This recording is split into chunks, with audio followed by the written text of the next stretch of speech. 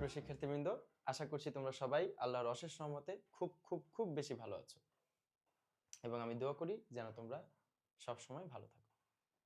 আমি আবার তোমাদের রিজভী ভাইয়া চলে এসেছি হিসাব বিজ্ঞানের চতুর্থ ক্লাস নিয়ে।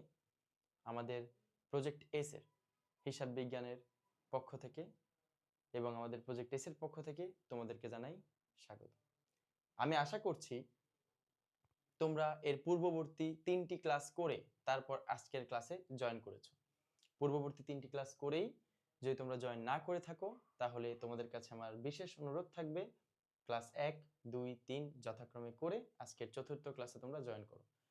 এর পরিপ্রেক্ষিতে তোমরা আজকের ক্লাসের যেই আলোচনাটি সেটা তোমরা বুঝতে পারবে। আজকের ক্লাসে আমরা সাধারণত দ্বিপক্ষীয় জের, উভয় জের নিয়ে কথা বলবো, জাবেদা নিয়ে কথা বলবো, ব্যাংকের ভুল বা ব্যাংক পক্ষের ভুল বা আমানতকারীর ভুল, এই বিষয়গুলো নিয়ে আমরা আজকে ডিসকাশন করব, একটু কথা বলবো এবং কিভাবে প্রবলেম সলভ করতে হয়। এই প্রবলেমগুলো সলভ করতে পারলে আমি আশাবাদী যে তোমরা বোর্ড প্রশ্ন সলভ করতে পারবে। বোর্ড প্রশ্নের যে কোনো ধরনের সমস্যার সমাধান তোমরা করতে পারবে যদি আজকের দ্বিপক্ষীয় জের বা উভয় জের পদ্ধতিটি তোমরা বুঝতে পারো। তাই মনোযোগ দিয়ে শুরু হয়ে যাও। ইনশাআল্লাহ আজকের ক্লাসটি খুব বেশি ইনফরমেটিভ হতে চলেছে। যে প্রশ্নগুলো আমি আমার স্লাইডে অন্তর্ভুক্ত করি সেই প্রশ্নগুলো খুবই বেশি ইম্পর্টেন্ট হয়। তাই তোমাদের কাছে অনুরোধ থাকবে খাতা কলম নিয়ে রেডি হয়ে যাও এবং ভাইয়ের সাথে প্রস্তুত থাকো। আজকের ক্লাসটি তথ্যবহুল হতে চলেছে এবং যা যা বলছি সাথে সাথে তোমরা নোট করে নিবে। এটাই তোমাদের কাছে আমার অনুরোধ থাকবে, যা যা ভাইয়া বলছি সাথে সাথে নোট করে নিবে এবং ব্যাংক পক্ষের ভুল না নগদান পক্ষের ভুল এই বিষয়টা খুব ভালো করে বুঝবে। প্রতিটা ক্লাসের কিছু কোর মেসেজ থাকে, মূল সংবাদ থাকে প্রতিটা ক্লাসের। আমরা জানি যে তোমাদের ব্যবস্থাপনার একটি অধ্যায়ের নাম হচ্ছে যোগাযোগ বা কমিউনিকেশন। তো সংবাদের মূল যে কোর মেসেজ তাকে বলা হয় সংবাদের মানসিক তথ্য। সেই মানসিক তথ্যকে বলা হয় কোর মেসেজ। ঠিক একইভাবে এটাও একটা যোগাযোগ, এটাও একটা আমাদের মধ্যে যোগাযোগ। তোমরা যদি এই ক্লাস বুঝতে না পারো বা ক্লাসে কোনো সমস্যা হয়ে থাকে বা ক্লাসে যদি কোনো একটা বিষয় তুমি স্পেসিফিক বিষয় না বুঝতে পারো সেক্ষেত্রে তুমি কমেন্টে জানাও। তোমাদের কাছে আমার অনুরোধ থাকবে সিরিয়াস হও, ভাইয়া চেষ্টা করছি তোমাদের সকল সমস্যার সমাধানের জন্য। ব্যাংক সমন্বয় বিবরণী নিয়ে আজকের ক্লাসটি খুব বেশি ইম্পর্টেন্ট এবং ব্যাংক সমন্বয় বিবরণী প্রশ্নের সমাধান করার জন্য বোর্ড প্রশ্নে এমসিকিউ প্রশ্ন বা সৃজনশীল প্রশ্ন সমাধান করার জন্য এই ধরনের ক্লাসগুলো খুব বেশি জরুরি হয়। তাই একটু মনোযোগ দিয়ে শুরু হয়ে যাও, ভাইয়ের সাথে খাতা কলম নিয়ে রেডি হয়ে যাও অ্যান্ড বি অ্যাটেন্টিভ। আসো আজকে আমরা আমাদের ক্লাসটি শুরু করি। তো ব্যাংক সমন্বয় বিবরণী আজকে আমরা আসলে শুরু করব একটি প্রয়োজনীয় প্রশ্ন, যেটি কিনা সাদমান নহিনের প্রশ্ন। এই প্রশ্নটির মধ্যে কি কি ইনফরমেশন দেওয়া আছে আমরা একটু নোট করে নিই। আমরা রুলসগুলো তো জানি, আমরা বিষয়গুলো জানি যে কখন কাকে ফলো করতে হয়। আমরা এটা বুঝি যখন ব্যাংক বিবরণী অনুযায়ী ব্যাংক জমা এই কথাটি বলা থাকে এর মানে কি, আবার নগদান বই অনুযায়ী ব্যাংক জমা এর মানে কি, আবার নগদান বই অনুযায়ী ব্যাংক জমাতিরিক্ত এর মানে কি, এবং ব্যাংক বিবরণী অনুযায়ী ব্যাংক জমাতিরিক্ত বা ব্যাংক ওডি বা ব্যাংক ওভারড্রাফট বা ব্যাংক জমাতিরিক্ত উত্তোলন এর মানে কি, এই বিষয়গুলো আমরা জানি। তাহলে কখন কাকে ফলো করতে হবে, কখন কাকে অনুসরণ করতে হবে, কি অনুযায়ী কাজ করতে হবে, এটাও আমরা আমাদের জ্ঞানে আছে, আমরা এটাও এই সম্পর্কে অবগত। বলা আছে 30শে জুন 2014। আমি সবসময় বলেছি তোমাদের ভাইয়া ব্যাংক সমন্বয় বিবরণী প্রশ্ন সমাধান করতে হলে তোমাদের তারিখটা খেয়াল রাখতে হবে। কি তারিখ? 30শে জুন। দেখেন ভাইয়া কি তারিখ দেওয়া আছে, এখানে দেওয়া আছে 30শে জুন। ভাইয়া কি তারিখ দেওয়া আছে? দেওয়া আছে 30শে জুন, লেখা আছে স্পষ্ট 30শে জুন 2014। তার মানে 30শে জুন 2014 তারিখে শেষ হয়েছে, এটা হচ্ছে শেষ। কি শেষ হয়েছে? এই তারিখে এসে হিসাব বর্ষটা বা তাদের হিসাবটা শেষ হয়েছে, যেটাকে আমরা বলছি ফিসক্যাল ইয়ার। ফিসক্যাল শব্দের অর্থ হচ্ছে মধ্যবর্তী, অর্থাৎ 1 জুলাই কাজ শুরু হয়েছে বা অঙ্ক শুরু হয়েছে বা ব্যবসা প্রতিষ্ঠানের সকল হিসাব অঙ্ক করা শুরু হয়েছে 2013 সালের 1 জুলাই তারিখে, আর 2014 সালের 30শে জুন তারিখে তাদের 12 মাস সম্পূর্ণ হয়েছে। এই 12 মাস সম্পূর্ণ হওয়া এটা বছরের মাঝখান থেকে মাঝখানে শুরু মাঝখানে শেষ, তাই এটাকে বলা হয় মাঝখান বা মধ্যবর্তী সময়, যেটাকে ইংরেজিতে বলা হয় ফিসক্যাল ইয়ার। তাহলে ব্যাংক বিবরণীতে ব্যাংক জমা কত? 19,900। আচ্ছা, এই যে ব্যাংক বিবরণীতে ব্যাংক জমা, এর অর্থ কি ভাইয়া? ব্যাংক বিবরণী মোতাবেক ব্যাংক জমা। তো ব্যাংক বিবরণী মোতাবেক ব্যাংক জমা বললে আমরা জানি কাকে ফলো করি? ব্যাংক বিবরণী মোতাবেক ব্যাংক জমা বললে আমরা খুব ভালো করে জানি আমরা তখন নগদকে ফলো করি। ভাইয়া কাকে ফলো করি? নগদকে। আর উভয় জের পদ্ধতিতে, ভাইয়া এটা আগের ক্লাসেও বলেছি, উভয় জের পদ্ধতিতে আমাদের মূল দায়িত্ব হচ্ছে যে যখন ব্যাংক বিবরণী মোতাবেক ব্যাংক জমা বলা হবে, সেই ব্যাংক বিবরণী মোতাবেক ব্যাংক জমা মানে নগদকে ফলো করছি, আর আমি যাকে ফলো করছি সে কারেক্ট। প্রসেসটা মনে রাখো, একটু কষ্ট করে ভাইয়ের সাথে প্রসেসটা মনে রাখো, যে কোনো সমস্যা এইভাবে সমাধান করতে পারবা, যত ধরনের প্রবলেমই হোক না কেন। ব্যাংক সমন্বয়, ব্যাংক মিলকরণ বিবরণী নিয়ে সব ধরনের সমস্যার সমাধান করতে পারবা। প্রসেসটা মনে রাখো, টেকনিকটা দেখো ভাইয়া। ব্যাংক বিবরণী মোতাবেক ব্যাংক জমা, তাইলে আমি কাকে ফলো করব? একক জেরও আমরা জেনেছি, একক জের যেটা সেখানে আমরা জেনেছি যে আমরা নগদান বইকে ফলো করব। তো নগদান বইকে ফলো করলে নগদান বই ঠিক, তাহলে ভাইয়া কে ভুল? ভুল হচ্ছে ব্যাংক। কারণ আমি যাকে ফলো করছি সে ঠিক। আমি তাকে কেন ফলো করছি? তোমার কি মনে হয় তোমরা যাকে অনুসরণ করো সে ভুল হলে কি তুমি তাকে অনুসরণ করতে? তার মানে তুমি জানো যে নগদান বই ঠিক, এজন্যই তুমি নগদান বইকে অনুসরণ করছো। নগদান বই ঠিক, যাকে অনুসরণ করি সে ঠিক। তাহলে আমি এই 19,900 টাকা যখন বের করেছি তখন আমি এটা ধরে নিয়েছিলাম নগদান বই ঠিক। তাহলে কে ঠিক নয়? ব্যাংক ঠিক নয়, কারণ দুটি পক্ষ একসাথে ঠিক হতে পারে না। এই জেরের সময় ঠিক এই ব্যাংক বিবরণী মোতাবেক ব্যাংক জমা বললে উভয় জের পদ্ধতিতে আমরা নগদান বইকে ফলো করি, তাই নগদান বই ঠিক। তাহলে ভাইয়া ভুলকে? ভুল হচ্ছে ব্যাংক। একইভাবে হিসাব বই মোতাবেক ব্যাংক জমা, এই যে ভাইয়া হিসাব বই, এই হিসাব বই অর্থ হচ্ছে নগদান বই। ভাইয়া এই হিসাব বই অর্থ কি? নগদান বই অথবা আমানতকারী বই।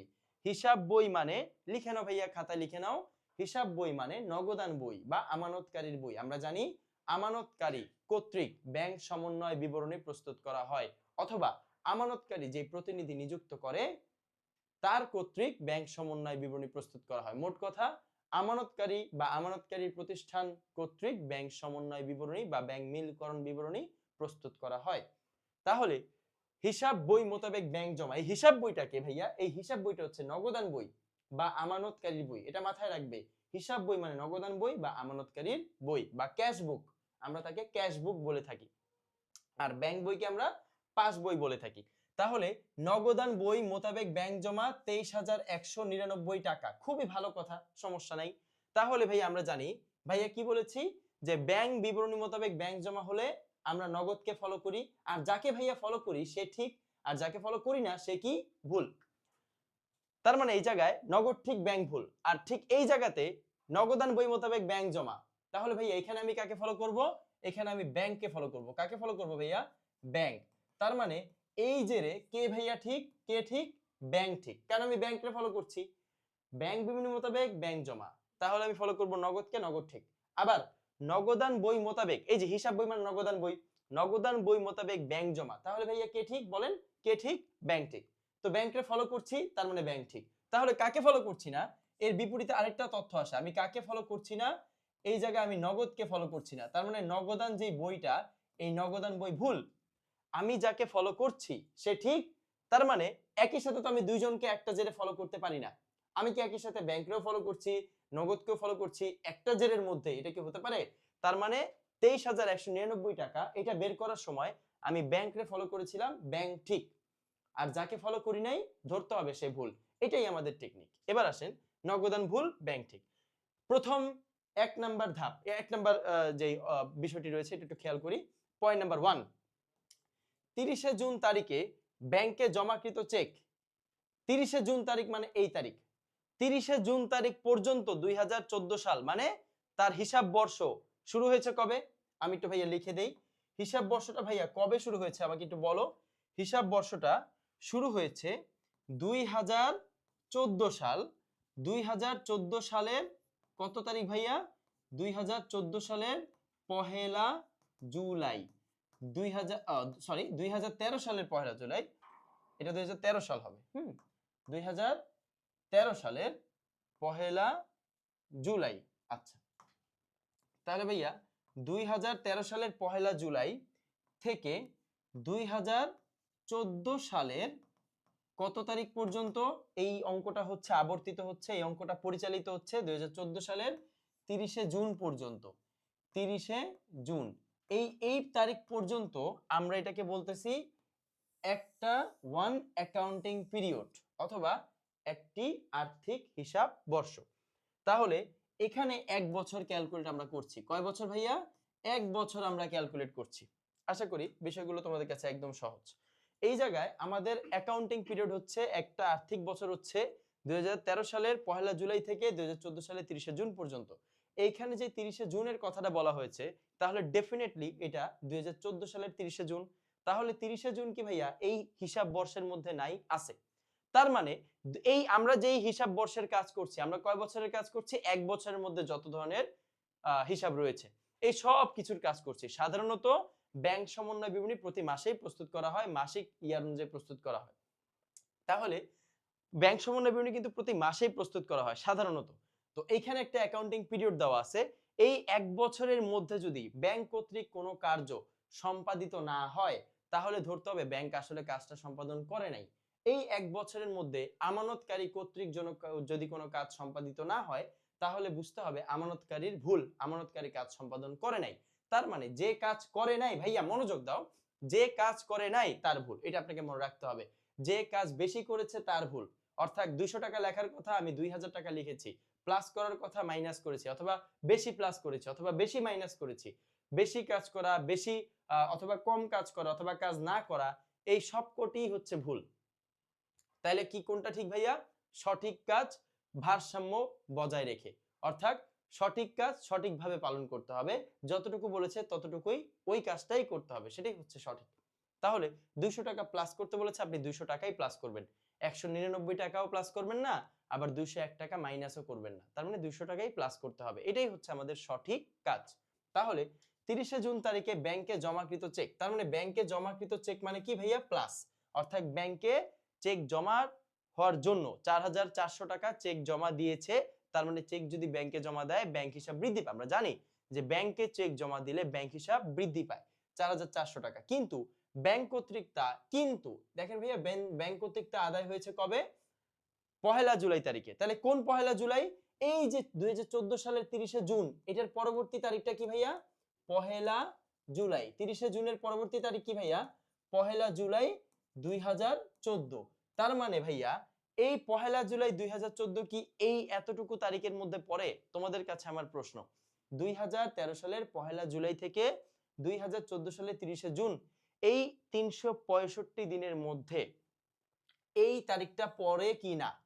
উত্তর হলো ভাইয়া না, পড়ে না। তার মানে এই তারিখটা হচ্ছে পরবর্তী হিসাব বর্ষ, পরবর্তী হিসাব বর্ষ, অর্থাৎ পরের বছরের তারিখ। তাহলে এই 4400 টাকার চেকটি জমা দেওয়া হয়েছিল এই বছরে, কিন্তু ব্যাংক কর্তৃক আদায় হয়েছে কবে ভাইয়া?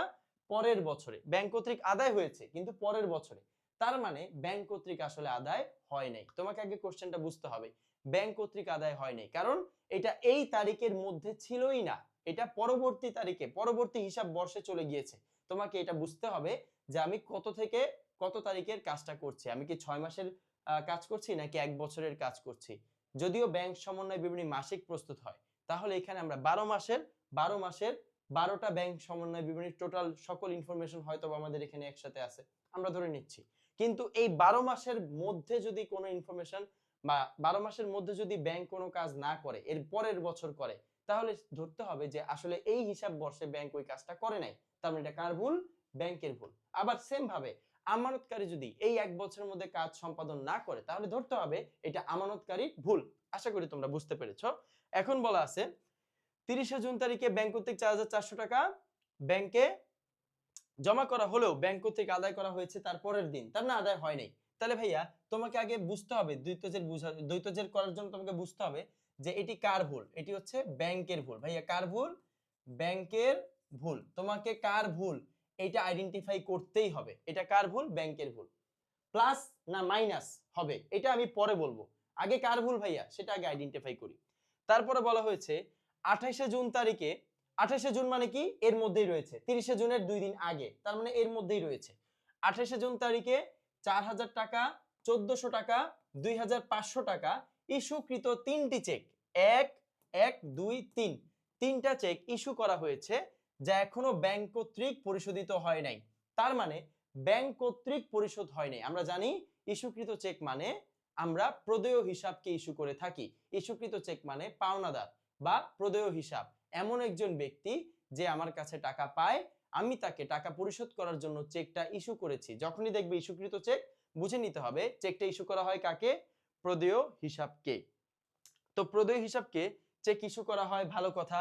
এখন ব্যাংকের বিষয়টা হচ্ছে যে ব্যাংক কি প্রদেয় হিসাবকে টাকা পরিশোধ করেছে?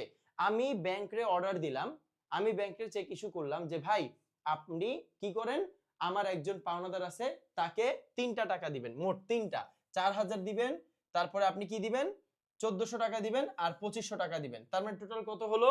4000 2500 6500 7500 7900, টোটাল আপনি 7900 টাকা, 3টা অ্যামাউন্ট মিলে 7900 টাকার চেক ইস্যু করবেন পাওনাদারকে।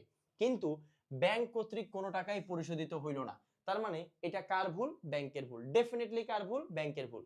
আমি যথাসময় নির্দেশ দিয়েছিলাম কিন্তু ব্যাংক কর্তৃক পরিশোধিত হয় নাই। তাহলে এই ভুলটা ভাইয়া কার ভুল? এটাও অবশ্যই ব্যাংকের ভুল। ভাইয়া তোমাকে ফার্স্ট অফ অল আইডেন্টিফাই করতে হবে যে কার ভুল, এটা তোমাকে বুঝতে হবে। তারপরে আসো, আশা করি তোমরা 2 নাম্বারটা বুঝতে পেরেছো। 3 নাম্বার হচ্ছে সাদমান নহিন। আচ্ছা সাদমান নহিন আবার কে ভাইয়া?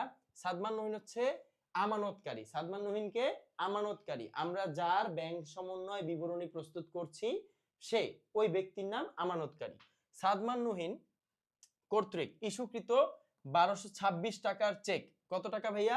1226 টাকার চেক, 42 নং চেকটি, মানে চেকের নাম্বার হচ্ছে 42 নাম্বার চেক, নগদান বইতে, নগদান বই মানে ভাইয়া কার বই? আমানতকারীর বই, ডেফিনেটলি সাদমান নহিনের বই। সাদমান নহিন চেক ইস্যু করেছে, ইস্যু মানে কি? প্রদেয় হিসাবকে চেক ইস্যু করা হয়, অর্থাৎ চেক ইস্যু করা হলে সাধারণত জাবেদা কি হয়?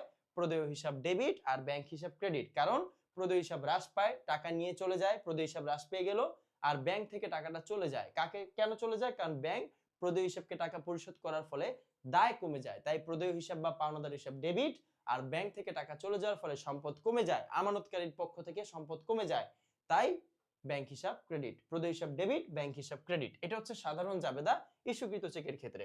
তো 1226 টাকার চেক ইস্যু করা হয়েছে, নগদান বইতে তা অতিরিক্ত লেখা হয়েছে 1262 টাকা। 1226 টাকার জায়গায় ভাইয়া কত টাকা লেখা হয়েছে? 1262 টাকা। তার মানে ভাই একটু মনোযোগ দিয়ে খেয়াল করেন, 1262 টাকা লেখা হয়েছে কিন্তু আসলে পরিশোধ করা হয়েছে কত? 1226 টাকা। তার মানে তোমাদের কাছে আমার প্রশ্ন রইল, আমি পরিশোধ করলাম 1226 কিন্তু আমি লিখলাম কত? 1262। এখন এই লেখাটা কে লিখছে? এটা কি ব্যাংক লিখছে? এখানে বলা হয়েছে নগদান বইতে লেখা হয়েছে। তো নগদান বইতে লেখা মানে এটা ডেফিনেটলি ভাইয়া কার ভুল? এটা কি ব্যাংকের ভুল? না, এটা আমানতকারীর ভুল। কার ভুল ভাইয়া? নগদান বইয়ের ভুল মানে কার ভুল? আমানতকারীর, অথবা নগদান বইয়ের ভুল, কারণ আমানতকারী মানেই নগদান বই। আমানতকারী অথবা নগদান বইয়ের ভুল বা নগদানের ভুল, আচ্ছা একই কথা। তো কত টাকা বেশি লেখা হয়েছে এটা আমরা একটু বাইর করি। 24 টাকা আর ওখানে 12 টাকা, তাহলে কত টাকা হয় ভাইয়া? 36 টাকা। অর্থাৎ 36 টাকা আমি বেশি মাইনাস করে দিয়েছি। ভাইয়া মাইনাস কেন? কারণ এটা ইস্যুকৃত চেক। ইস্যুকৃত চেক মানে ব্যাংক থেকে টাকা বাড়ে নাকি ব্যাংক থেকে টাকা কমে যায়? ব্যাংক থেকে টাকা চলে যায়। ব্যাংক থেকে টাকা চলে গিয়েছে 1226, কিন্তু আমানতকারী ভুলবশত 1262 টাকা লিখেছে। লিখেছে মানে কি? মাইনাস করেছে। এই তো লেখা মানে কি? মাইনাস। কারণ ব্যাংক থেকে তো টাকা চলে গিয়েছে, সে তো আর প্লাস করবে না, মাইনাসই করবে। তো তার মাইনাস করা উচিত ছিল 1226, সে মাইনাস করেছে 1262। অর্থাৎ নগদান বই 36 টাকা বেশি মাইনাস করেছে। কথাটা বুঝো, 36 টাকা কি করেছে? 36, এই যে 36 টাকা নগদান বইয়ের ভুল। কেমন ভুল? সে নগদান বই 36 টাকা বেশি বিয়োগ করেছে, বেশি বিয়োগ করেছে। আশা করি তোমরা বুঝতে পেরেছো, বেশি বিয়োগ করেছে। কাজ কি হবে মানে হোয়াট ইজ দ্য সলিউশন, আমি কিন্তু সেটা বলছি না। সংশোধনটা কি হবে সেটা বলছি না। আমি বলছি যে কার ভুল, কতটুকু ভুল, এটা আমাদের আগে আইডেন্টিফাই করতে হবে। তারপর আসো 4 নাম্বার বিষয়টা আমরা পড়ি। 4 নাম্বার বলা হয়েছে রায়হান কোম্পানি থেকে প্রাপ্ত 2820 টাকার একটি চেক প্রত্যাখ্যান হয়ে ফেরত এসেছে। আচ্ছা, এই যে রায়হান কোম্পানি থেকে প্রাপ্ত 2820 টাকার চেক, তাহলে এই রায়হান কোম্পানি বা রায়হানটা কে? সে হচ্ছে আমার দেনাদার। এই ব্যক্তিটা কে? যে চেকটা প্রদান করেছে আমার ব্যাংকে তার নাম কি? দেনাদার। অর্থাৎ আমি রায়হান কোম্পানি বা রায়হানের নিকট 2820 টাকা পাইতাম, সে ওই 2820 টাকার একটি চেক আমার ব্যাংকে দিয়েছে, কিন্তু ভুলবশত এটা এনএসএফ এর জন্য। এনএসএফ মানে হচ্ছে নট সাফিসিয়েন্ট ফান্ড। ভাইয়া কি? আমরা এটা জানি, এটা আমরা আগের ক্লাসে ডিসকাশন করেছি। নট সাফিসিয়েন্ট ফান্ড অর্থাৎ অপর্যাপ্ত তহবিল। তার মানে রায়হান কোম্পানির নিকট এই 2820 টাকা তার ব্যাংকে না থাকার দরুন, তার ব্যাংকে না থাকার কারণে এই চেকটা আমার ব্যাংক কি করেছে? প্রত্যাখ্যান করেছে। খুবই সিম্পল। আপনার কাছে আমি 200 টাকা পাই, আপনার ব্যাংকে যদি 200 টাকা না থাকে তাহলে আপনি কি আমাকে 200 টাকা পরিশোধ করতে পারবেন? তো আমাকে 200 টাকা পরিশোধ করার জন্য আপনার ব্যাংকে মিনিমাম 200 টাকা থাকতে হবে, মিনিমাম এই টাকাটা অ্যামাউন্টটা থাকতে হবে। তো যদি না থাকে সেটাকে আমরা বলবো অপর্যাপ্ত তহবিল অথবা নট সাফিসিয়েন্ট ফান্ড। তাহলে এই নট সাফিসিয়েন্ট ফান্ড কার? রায়হান কোম্পানির। আর চেকটা প্রত্যাখ্যান হয়ে ফেরত এসেছে, অর্থাৎ চেকটা প্রত্যাখ্যান করেছে কে? আমার ব্যাংক। এখন ব্যাংক যে চেকটা প্রত্যাখ্যান করেছে এটা কি আমার ভুল হয়েছে? না, ডেফিনেটলি নট। এটা আমার ভুল হয় নাই, কারণ ব্যাংকের ভুল হয় নাই। কারণ ব্যাংক চেক প্রত্যাখ্যান কখন করে? যখন কোনো না কোনো ইনকনভিনিয়েন্স থাকে। তার মানে এই জায়গায় ইনকনভিনিয়েন্সটা কি? NSF, not sufficient fund. এটা ব্যাংক উচিত কাজ করেছে। ভুলটা তাহলে কার ভাইয়া? নগদানের। কার ভুল? নগদান বইয়ের ভুল। ভাইয়া কার ভুল? এটা ডেফিনেটলি কার ভুল ভাইয়া? নগদান বইয়ের ভুল। তাহলে আমার কথা হচ্ছে নগদানের ভুল। ভাই এটা আপনি কিভাবে বুঝতে পারলেন? এখানে তো আমি কোনো কিছু বুঝলাম না, কেমনে বুঝলাম নগদান ভুল? কারণ রায়হান কোম্পানি যখন 2820 টাকা আমার ব্যাংকে জমা করেছিল, তখন আমি কে? সাদমান নুহিন। সাদমান নুহিনকে আমানতকারী সে ধরেছিল। আচ্ছা ঠিক আছে, তাহলে ভাই আমি একটা জাবেদা দেই। জাবেদাটা হচ্ছে ব্যাংক হিসাব ডেবিট, দেনাদার রায়হান হিসাব ক্রেডিট। কেন? কেন? কারণ রায়হান যদি আমাকে টাকা দেয়, আমার ব্যাংকে যদি রায়হান টাকা দেয়, তাহলে আমার ব্যাংক হিসাব বৃদ্ধি পাবে আর উক্ত রায়হান হিসাব হ্রাস পাবে। অর্থাৎ উক্ত রায়হান হিসাবকে আমরা বলছি প্রাপ্য হিসাব বা দেনাদার হিসাব। দেনাদার হিসাব হ্রাস পেলে ক্রেডিট, আর ব্যাংক হিসাব বৃদ্ধি পেলে ডেবিট। তাই ব্যাংক হিসাব বৃদ্ধি পেল, দেনাদার হ্রাস পাইলো।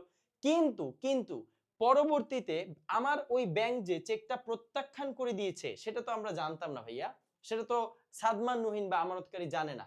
তো সে যদি জানতো, তার জানা উচিত ছিল, জানা না বললেই হবে না, তার জানা উচিত, ইনফরমেশনটা তার জানা উচিত ছিল।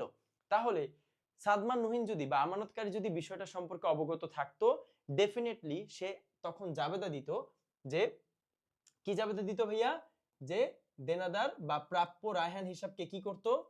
প্রাপ্য রায়হান হিসাবকে ভাইয়া কি করত বলেন? ডেবিট করত। আর ব্যাংক হিসাবকে কি করত? ক্রেডিট করত। ডেফিনেটলি এই কাজটা সে করত। কেন ভাইয়া এই কাজটা সে করত? কারণ আমরা জানি আমি আগে ব্যাংক হিসাবকে ডেবিট করেছিলাম ভুলবশত। আমি মনে করেছিলাম ব্যাংক হিসাব বৃদ্ধি পেয়েছে 2820 টাকার, বাট আসলে ব্যাংক হিসাব 2820 টাকার বৃদ্ধি পায় নাই। তাই আমি ব্যাংক হিসাবকে এখন হ্রাস করে দিব। এটা আমার সংশোধনী দাখিলা, সংশোধনী জাবেদা। আমি প্রাপ্য রায়হান হিসাবকে ভুলবশত ক্রেডিট করেছিলাম, কারণ আমি মনে করেছিলাম রায়হান হিসাব হ্রাস পেয়েছে, দেনাদার হিসাব হ্রাস পেলে ক্রেডিট। কিন্তু ভাইয়া আসলে দেনাদার তো হ্রাস পায় নাই, রায়হান হিসাব হ্রাস পায় নাই। তাই আমরা প্রাপ্য রায়হান হিসাবকে আবার ডেবিট করে দিব, অর্থাৎ উল্টা দাখিলা দিব, সংশোধনী দাখিলা দিব। তাহলে ভাইয়া এই কাজটা করা মানে কি? এই কাজটা করা মানে হচ্ছে ব্যাংক হিসাবকে হ্রাস করে দেওয়া। ঠিক এই কাজটাই আমরা করব, কিন্তু এটা আমরা করি নাই, আমরা তো জানি না। তার মানে এখানে কি কোথাও বলা আছে যে সাদমান নুহিন কর্তৃক সংশোধনী দাখিলা দেওয়া হয়েছে বা সাদমান নুহিন সঠিক কাজটি করেছেন, এমন কোনো কিছু কি বলা আছে? যদি বলা না থাকে তাহলে ধরে নিতে হবে ভুলটা সাদমান নুহিনের, অর্থাৎ সাদমান নুহিন তার উপযুক্ত কাজটি করা থেকে বিরত থেকেছেন, সে তার উপযুক্ত কাজটি করেন নাই। এই উপযুক্ত কাজ না করার দরুন আমরা বলছি যে ভুলটা নগদান বইয়ের। কারণ সাদমান নুহিন ভুল মানে আমানতকারী ভুল। তো সাদমান নুহিনের যে হিসাবটা, সেটা হিসাবের নাম হচ্ছে নগদান বই। আপনি বলবেন নগদানের ভুল, অথবা সাদমান নুহিনের ভুল, অথবা ক্যাশ বইয়ের ভুল, অথবা হিসাব বইয়ের ভুল, একই কথা, আমানতকারীর ভুল। আশা করি তোমরা বুঝতে পেরেছো। ব্যাংক চার্জ 50 টাকা, সেম কাইন্ড অফ ভাইয়া, দেখেন সেম, একেবারে সেম। এখানে কোথাও লেখা আছে যে ব্যাংক চার্জ 50 টাকা? ভাইয়া বলেন তো এখানে কি কোথাও লেখা আছে যে, ভাইয়া দেখেন ব্যাংক চার্জ 50 টাকা। তো ব্যাংক চার্জটা কে চার্জ করে? ব্যাংক করে। ব্যাংক চার্জ ব্যাংক করবে। তো ব্যাংক চার্জ আমানতকারীর জন্য কর্তন, আমানতকারীর হিসাব থেকে 50 টাকা কেটে নেওয়া হয়েছে, এটাকে বলা হয় ব্যাংক চার্জ। ব্যাংক কর্তন, ব্যাংক কর্তৃক সমন্বয়, ব্যাংক কর্তৃক অবলোপন, কত? 50 টাকা। ব্যাংক কর্তৃক ডেবিটকৃত টাকা কত? 50 টাকা। আমরা জানি আমানতকারীর হিসাব, ভাইয়া একটু মনোযোগ দিয়ে শুনেন এই বিষয়টা। আমানতকারীর হিসাব যখন ব্যাংক কর্তৃক হ্রাস করা হয় তখন ব্যাংক তা ডেবিট করে, আর আমানতকারীর হিসাব যখন ব্যাংক কর্তৃক বৃদ্ধি করা হয় তখন ব্যাংক তা ক্রেডিট করে। আবার আমানতকারী যখন তার হিসাবকে, তার যে ব্যাংক হিসাব সেটা বৃদ্ধি করে, কে? আমানতকারী, তখন সে আবার ডেবিট করে। কিন্তু যখন আমানতকারী তার হিসাবকে হ্রাস করতে চায় তার ব্যাংক হিসাবকে, তখন আমানতকারী সেটাকে ক্রেডিট করে, অর্থাৎ উল্টা কাজ। তার মানে ব্যাংক চার্জ 50 টাকা, মানে কি ব্যাংক ডেবিট করেছে 50 টাকা, এই কাজটা ব্যাংক করেছে, ব্যাংক তার কাজ করেছে, এটা তো ব্যাংকের কোনো ভুল না। তাহলে কে কাজ করে নাই? দেখেন ভাইয়া বলা আছে, এটা কে কাজ করে, এটা তো বলা নাই। তার মানে আমরা এতটুকু শিওর, এতটুকু আমরা সুনিশ্চিত যে ব্যাংক কাজ করেছে। ভাইয়া মনোযোগ দেন, আমরা জানি ব্যাংক কাজ করেছে, তাহলে ভাইয়া কে কাজ করে নাই? নগদান বই বা আমানতকারী কাজ করে নাই। কোথাও বলা আছে? ভাইয়া বলা থাকবে না, আপনাকে বুঝে নিতে হবে। সব সময় বলা থাকবে না, আপনাকে বুঝে নিতে হবে যে এক পক্ষ যদি কাজ করে, আরেক পক্ষ কথা যদি কিছু উল্লেখ না থাকে, বুঝে নিতে হবে ওই পক্ষ কোনো কাজ করে নাই। তাহলে এই ভুলটাও কার ভাইয়া? এই ভুলটাও কার? ডেফিনেটলি নগদান বইয়ের। নগদান বইয়ের ভুল, নগদানের ভুল বা নগদান বইয়ের ভুল। তারপরে আসেন, প্রাপ্য নোট 1000 টাকা, সুদ 50 টাকা। এই সুদ মানে কিন্তু সুদ আয়, ওকে? তো সুদ 50 টাকা ব্যাংক কর্তৃক আদায় হয়। ব্যাংক আদায় খরচ কত? 15 টাকা একা কর্তন, 15 টাকা কর্তন করে। 15 টাকা কর্তন করে, কে করে? ব্যাংক, আদায় খরচ বাবদ। তো ব্যাংক সাদমান নুহিনের পক্ষ থেকে 1050 টাকা আদায় করেছে। কত টাকা ভাইয়া আদায় করেছে? সাদমান নুহিনের পক্ষ থেকে 1000 টাকা ও 50 টাকা আদায় করেছে। আদায় করলে সাদমান নুহিন মানে আমানতকারী বা মালিক পক্ষ, যে সাদমান নুহিনের ব্যাংক হিসাব বৃদ্ধি পাবে। তার মানে 1050 টাকা প্লাস করেছে, আর ব্যাংকের এই কাজটা করার বাবদ ব্যাংক তার আয় কেটে নিয়েছে আমানতকারী হিসাব থেকে। অর্থাৎ ব্যাংক কি করেছে? এই 1050 টাকা থেকে 15 টাকা কর্তন করেছে। কেন? ব্যাংকের কমিশন বাবদ বা ব্যাংকের ইনকাম বাবদ বা ব্যাংকের কোনো না কোনো দস্তুরি বাবদ ব্যাংক 15 টাকা কর্তন করেছে। তো 1050 টাকা আমি সাদমান নুহিনের বইতে প্লাস করলাম। ব্যাংক কি করলো? ব্যাংক এই কাজটা কে করতেছে ভাইয়া? এই পুরা কাজটা ব্যাংক করতেছে। ব্যাংক দেখেন বলা আছে এটা ব্যাংক কর্তৃক আদায় হয়েছে, ব্যাংকই আদায় খরচ কর্তন করেছে। তো 1050 টাকা প্লাস করলাম, 15 টাকা মাইনাস করলাম। দিন শেষে আমি আসলে প্লাস করলাম কত? 1035, ঠিক না? 1050 টাকা প্লাস সাদমান নুহিনের হিসাবে, আর 15 টাকা মাইনাস। তো দিন শেষে ব্যাংক 1035 টাকা প্লাস করলো। সমস্যা এটা না, সমস্যা হচ্ছে এখানে কাজটা কে করে নাই? বারবার বলা আছে ব্যাংক করেছে, ব্যাংক আদায় খরচ বাবদ কর্তন করেছে, সব কিছু তো ব্যাংকই করছে। তাহলে ভাইয়া কে কাজ করে নাই? এটা তো বলা নাই। তার মানে কে কাজ করে নাই এটা আমাদের বুঝে নিতে হবে। এটা কে কাজ করে নাই? ডেফিনেটলি নগদান বই কাজ করে নাই। আর নগদান বই কাজ না করলে ভাইয়া বলেছি যে কাজ করে নাই তার ভুল, তার মানে আমানতকারী বা নগদান বইয়ের ভুল। আশা করি তোমরা এটা বুঝেছো। আদনান নহিন, আচ্ছা ভাইয়া মনোযোগ দেন, আদনান নহিন কর্তৃক ইস্যুকৃত 5000 টাকার চেক ব্যাংক ভুলে ভুলে সাদমান নহিনের হিসাবে লিপিবদ্ধ করেছে। লিপিবদ্ধ করেছে, এখানে লিপিবদ্ধ কথাটা নিচে দাগ দেন। লিপিবদ্ধ বলতে কিছু না কিছু তো বোঝানো হয়েছে। আদনান নহিনটাকে, শিক্ষার্থী বন্ধুরা একটু মনোযোগ দেন, খাতার মধ্যে যা যা বলছি লেখেন, এগুলাই ইম্পর্টেন্ট নোটস। আমাকে বলেন যে আদনান নহিনটাকে, আদনান নহিন কি আমাকে বলেন? আদনান নহিন বলতে তো ভাই আমি কাউকে চিনি না, আমি চিনি সাদমান নহিন। তো আদনান নহিন হচ্ছে ব্যাংকের আরেকজন কাস্টমার, ব্যাংকের আরেকজন কাস্টমার, কে? আদনান নহিন। তো ব্যাংকের আরেকটা ক্লায়েন্টের নাম হচ্ছে আদনান নহিন, আরেকজন কাস্টমার বা ক্লায়েন্ট হচ্ছে আদনান নহিন। তো আদনান নহিন ইস্যু করেছে তার পাওনাদারের কাছে 5000 টাকা। তো এইটা কি সাদমান নহিনের জানার কথা, বা সাদমান নহিনের সাথে কি এটার কোনো রিলেশন সম্পর্ক আছে? ভাইয়া নাই। তাহলে কি হয়েছে? আদনান নহিন ইস্যু করছে 5000 টাকার চেক, ভুলে ব্যাংক কর্তৃক ভুলে সেটা সাদমান নহিন হিসাব বইতে লিপিবদ্ধ হয়েছে, অর্থাৎ ডেবিট করা হয়েছে। এটা আবার কি ভাইয়া? এটা আবার কোনটা? বলা হয়েছে লিপিবদ্ধ করেছে, আপনি নিচে চট করে লিখে দিলেন ডেবিট হয়েছে। কারণ আমরা জানি ইস্যু করা মানে কি ভাইয়া? ইস্যু করা মানে হচ্ছে মাইনাস করা, ব্যাংক থেকে মানে প্রদেশ হিসাবকে টাকা দিয়ে দেওয়া। তো প্রদেশ হিসাবকে টাকা দিয়ে দিলে ব্যাংক থেকে টাকা চলে যায়। আর আমরা জানি ব্যাংক কর্তৃক তখনই ডেবিট করা হয় যখন আমানতকারীর হিসাব ব্যাংক থেকে কর্তন হয়, আমানতকারী হিসাব ব্যাংক থেকে মাইনাস হয়, ডেবিট হয়, কর্তন হয়। তাহলে ইস্যুকৃত চেক মানে ব্যাংক থেকে টাকা চলে যায়, তাই এটাকে আমরা ডেবিট করেছি। আর যদি এমন কোন এন্ট্রি হয় যার ফলে ব্যাংক হিসাব বৃদ্ধি পাবে, তখন সেটাকে আমরা বলবো ক্রেডিট। অর্থাৎ এটা কার পক্ষ থেকে? ব্যাংকের পক্ষ থেকে। তো ব্যাংক সেটা ডেবিট করেছে বা লিপিবদ্ধ করেছে, ভালো কথা। ডেবিট করা মানে হ্রাস করা ব্যাংকের পক্ষ থেকে। আচ্ছা, কথা হচ্ছে এই 5,000 টাকার চেক তো আসবেই না, 5,000 টাকার চেক তো আসবেই না। এটা কার ভুল? ব্যাংকের ভুল। ব্যাংক ভুল করেছে, ভুলবশত আরেকজনের টাকার মাইনাস, আদনান নহিনের হিসাবে এটা মাইনাস হবে, ঠিক না ভাইয়া? আদনান নহিনের হিসাবে মাইনাস হবে, কিন্তু ব্যাংক সাদমান নহিনের হিসাবে মাইনাস করেছে, তো সাদমান নহিনের তো এখানে কোনো কিছু আসবেই না, এটা ব্যাংকের ভুল। এই ভুলটাও কার? ব্যাংকের। সমাধান কি সেটা আমি একটু পরে বলছি, আগে বুঝেন কার ভুল ভাইয়া, কার ভুল সেটা আগে আপনাকে বুঝতে হবে। কার ভুল ভাইয়া? ব্যাংক কর্তৃক বা ব্যাংকের ভুল। আশা করি এই প্রতিটা বিষয় বুঝেছেন আপনি, যে কার ভুল, কত টাকার ভুল, কি পরিমাণে ভুল হয়েছে, সেটা আপনি এখানে বুঝতে পেরেছেন। দেখেন শিক্ষার্থী বন্ধুরা, একদম স্পষ্ট উল্লেখ রয়েছে, আশা করি পুরোটা আপনারা বুঝতে পেরেছেন। এখন আসেন আমরা একটু সমাধান করি। সমাধানটা হচ্ছে এরকম, ব্যাংক কর্তৃক ডেবিটকৃত অর্থের পরিমাণ নির্ণয় করো। তাহলে ভাইয়া ব্যাংক কর্তৃক ডেবিটকৃত মানে কি? ব্যাংক কখন ডেবিট করে ভাইয়া বলেন তো? ব্যাংক কখন ভাইয়া ডেবিট করে? ব্যাংক তখনই ডেবিট করে যখন টাকাটা কর্তন হয়। বারবার বলছি, যখন আমানতকারীর নাম সাদমান নহিন, যখন সাদমান নহিনের হিসাবটা কর্তন করা হবে তখন আমরা তাকে বলবো ব্যাংক কর্তৃক ডেবিটকৃত টাকা। তো ব্যাংক কর্তৃক ডেবিট যেখানে যেখানে কর্তন হয়েছে সেটা আপনি বাইর করবেন। দেখেন কোথায় কর্তন হয়েছে? 1 নম্বরে জমাকৃত টাকা, তো জমাকৃত টাকা তার কর্তন হয় না। 2 নম্বরে ইস্যুকৃত টাকা ব্যাংক কর্তৃক পরিশোধিত হয় নাই, তো ব্যাংক তো পরিশোধ করে নেই, এটা ব্যাংক ডেবিট করেও নাই। তারপরে সাদমান নহিন কর্তৃক, এই যে এটা একটা পয়েন্ট, সাদমান নহিন 1226 টাকা ব্যাংকে পরিশোধ করতে বলছে, ব্যাংক 1226 টাকাই পরিশোধ করেছে, কিন্তু ব্যাংক পরিশোধ করে নাই কত ভাইয়া? ব্যাংক 1226 টাকায় পরিশোধ করেছে, ভুলটা নগদান বইয়ের। নগদান বই 1262 টাকা লিখে ফেলছে, এটা নগদান বই ভুল, নগদান বইয়ের ভুল। তাইলে এই জায়গায় ব্যাংক 1226 টাকা কি করেছে?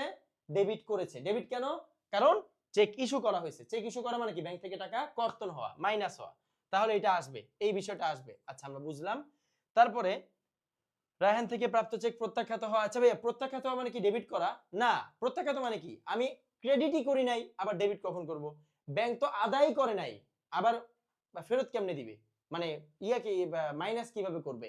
আমি আগে প্লাস করলে না পরে মাইনাস করব? আমি তো প্লাসই করি নাই, তাই মাইনাস করার সুযোগই নাই। ব্যাংক সরাসরি ফেরত দিয়েছে, এটা আসবে না। ব্যাংক চার্জ 50, হ্যাঁ এটা অবশ্যই আসবে, এটা অবশ্যই আসবে ভাইয়া। কারণ ব্যাংক চার্জ মানে আমি তখনও বলেছি ব্যাংক কর্তৃক ডেবিটকৃত টাকা, ডেবিটকৃত কর্তনকৃত টাকা 50 টাকা, এটা আসবে। তাহলে দুইটা বিষয় আসলো। তারপরে এই দেখেন, এই যে 15 টাকার বিষয়টা আসবে ভাইয়া। 15 টাকাটা কি? আদায় খরচ। তো কার আদায় খরচ? আমানতকারীর প্রাপ্য নোট আদায় বাবদ খরচ হয়েছে, এটা ব্যাংকের জন্য আয়, কিন্তু সাদমান নহিনের জন্য ব্যয়। এই যে সাদমান নহিনের হিসাব থেকে 15 টাকা মাইনাস করা হয়েছিল না ভাইয়া? 15 টাকা কি করা হয়েছিল ভাইয়া? মাইনাস করা হয়েছিল। তাহলে 15 টাকা মাইনাস মানে কি? ব্যাংক মাইনাস করলে ডেবিট করে, ব্যাংক যখন প্লাস করে কার হিসাবকে? আমানতকারীর হিসাবকে, তখন ক্রেডিট করে, আমরা এটা জানি। তাহলে এই 15 টাকা অবশ্যই কি করতে হবে ভাইয়া? এখানে আসবে, ডেবিটকৃত অর্থে আসবে। তারপরে আদনান নহিনের ইস্যুকৃত চেক আবার এখানে ডেবিট করেছে, এটা তো আসবে, এটা তো আমরা লিখিয়ে দিলাম যে আরেকজনের হিসাব ভুলবশত আমার হিসাবে ডেবিট করা হয়েছে। তো ব্যাংক কর্তৃক ডেবিটকৃত অর্থের পরিমাণ নির্ণয় করতে বলছে। তাহলে টোটাল কয়টা অ্যাকাউন্ট আসলো দেখো? 1 2 3 4, 1 2 3 4। তাহলে আসো আমরা একটু লিখে ফেলি, এটা আমরা কিভাবে লিখবো? আসো একদম আমরা শেষে দেখি। আমরা লিখবো প্রথমে, এই যে ঠিক এইভাবে লিখবো ভাইয়া, একটু মনোযোগ দাও। ব্যাংক কর্তৃক ডেবিটকৃত অর্থের পরিমাণ, ব্যাংক কর্তৃক ডেবিটকৃত অর্থের পরিমাণ, আন্ডারলাইন দিয়ে দিলা। তারপর তুমি চাইলে একটা বক্স করে ফেলতে পারো, বক্স করেও নির্ণয় করতে পারো, এটা তোমার ইচ্ছার উপর ডিপেন্ড করছে। আমরা দিয়ে দিলাম বিবরণ টাকা টাকা, ভালো কথা। তাহলে ভাইয়া সবার প্রথমটা কি ছিল? 1 নাম্বারটাই ছিল প্রদেয় হিসাবকে ইস্যুকৃত টাকা, অর্থাৎ ব্যাংক কর্তৃক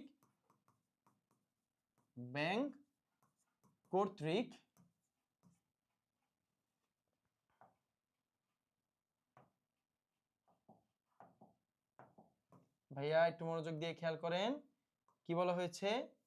যে ব্যাংক কর্তৃক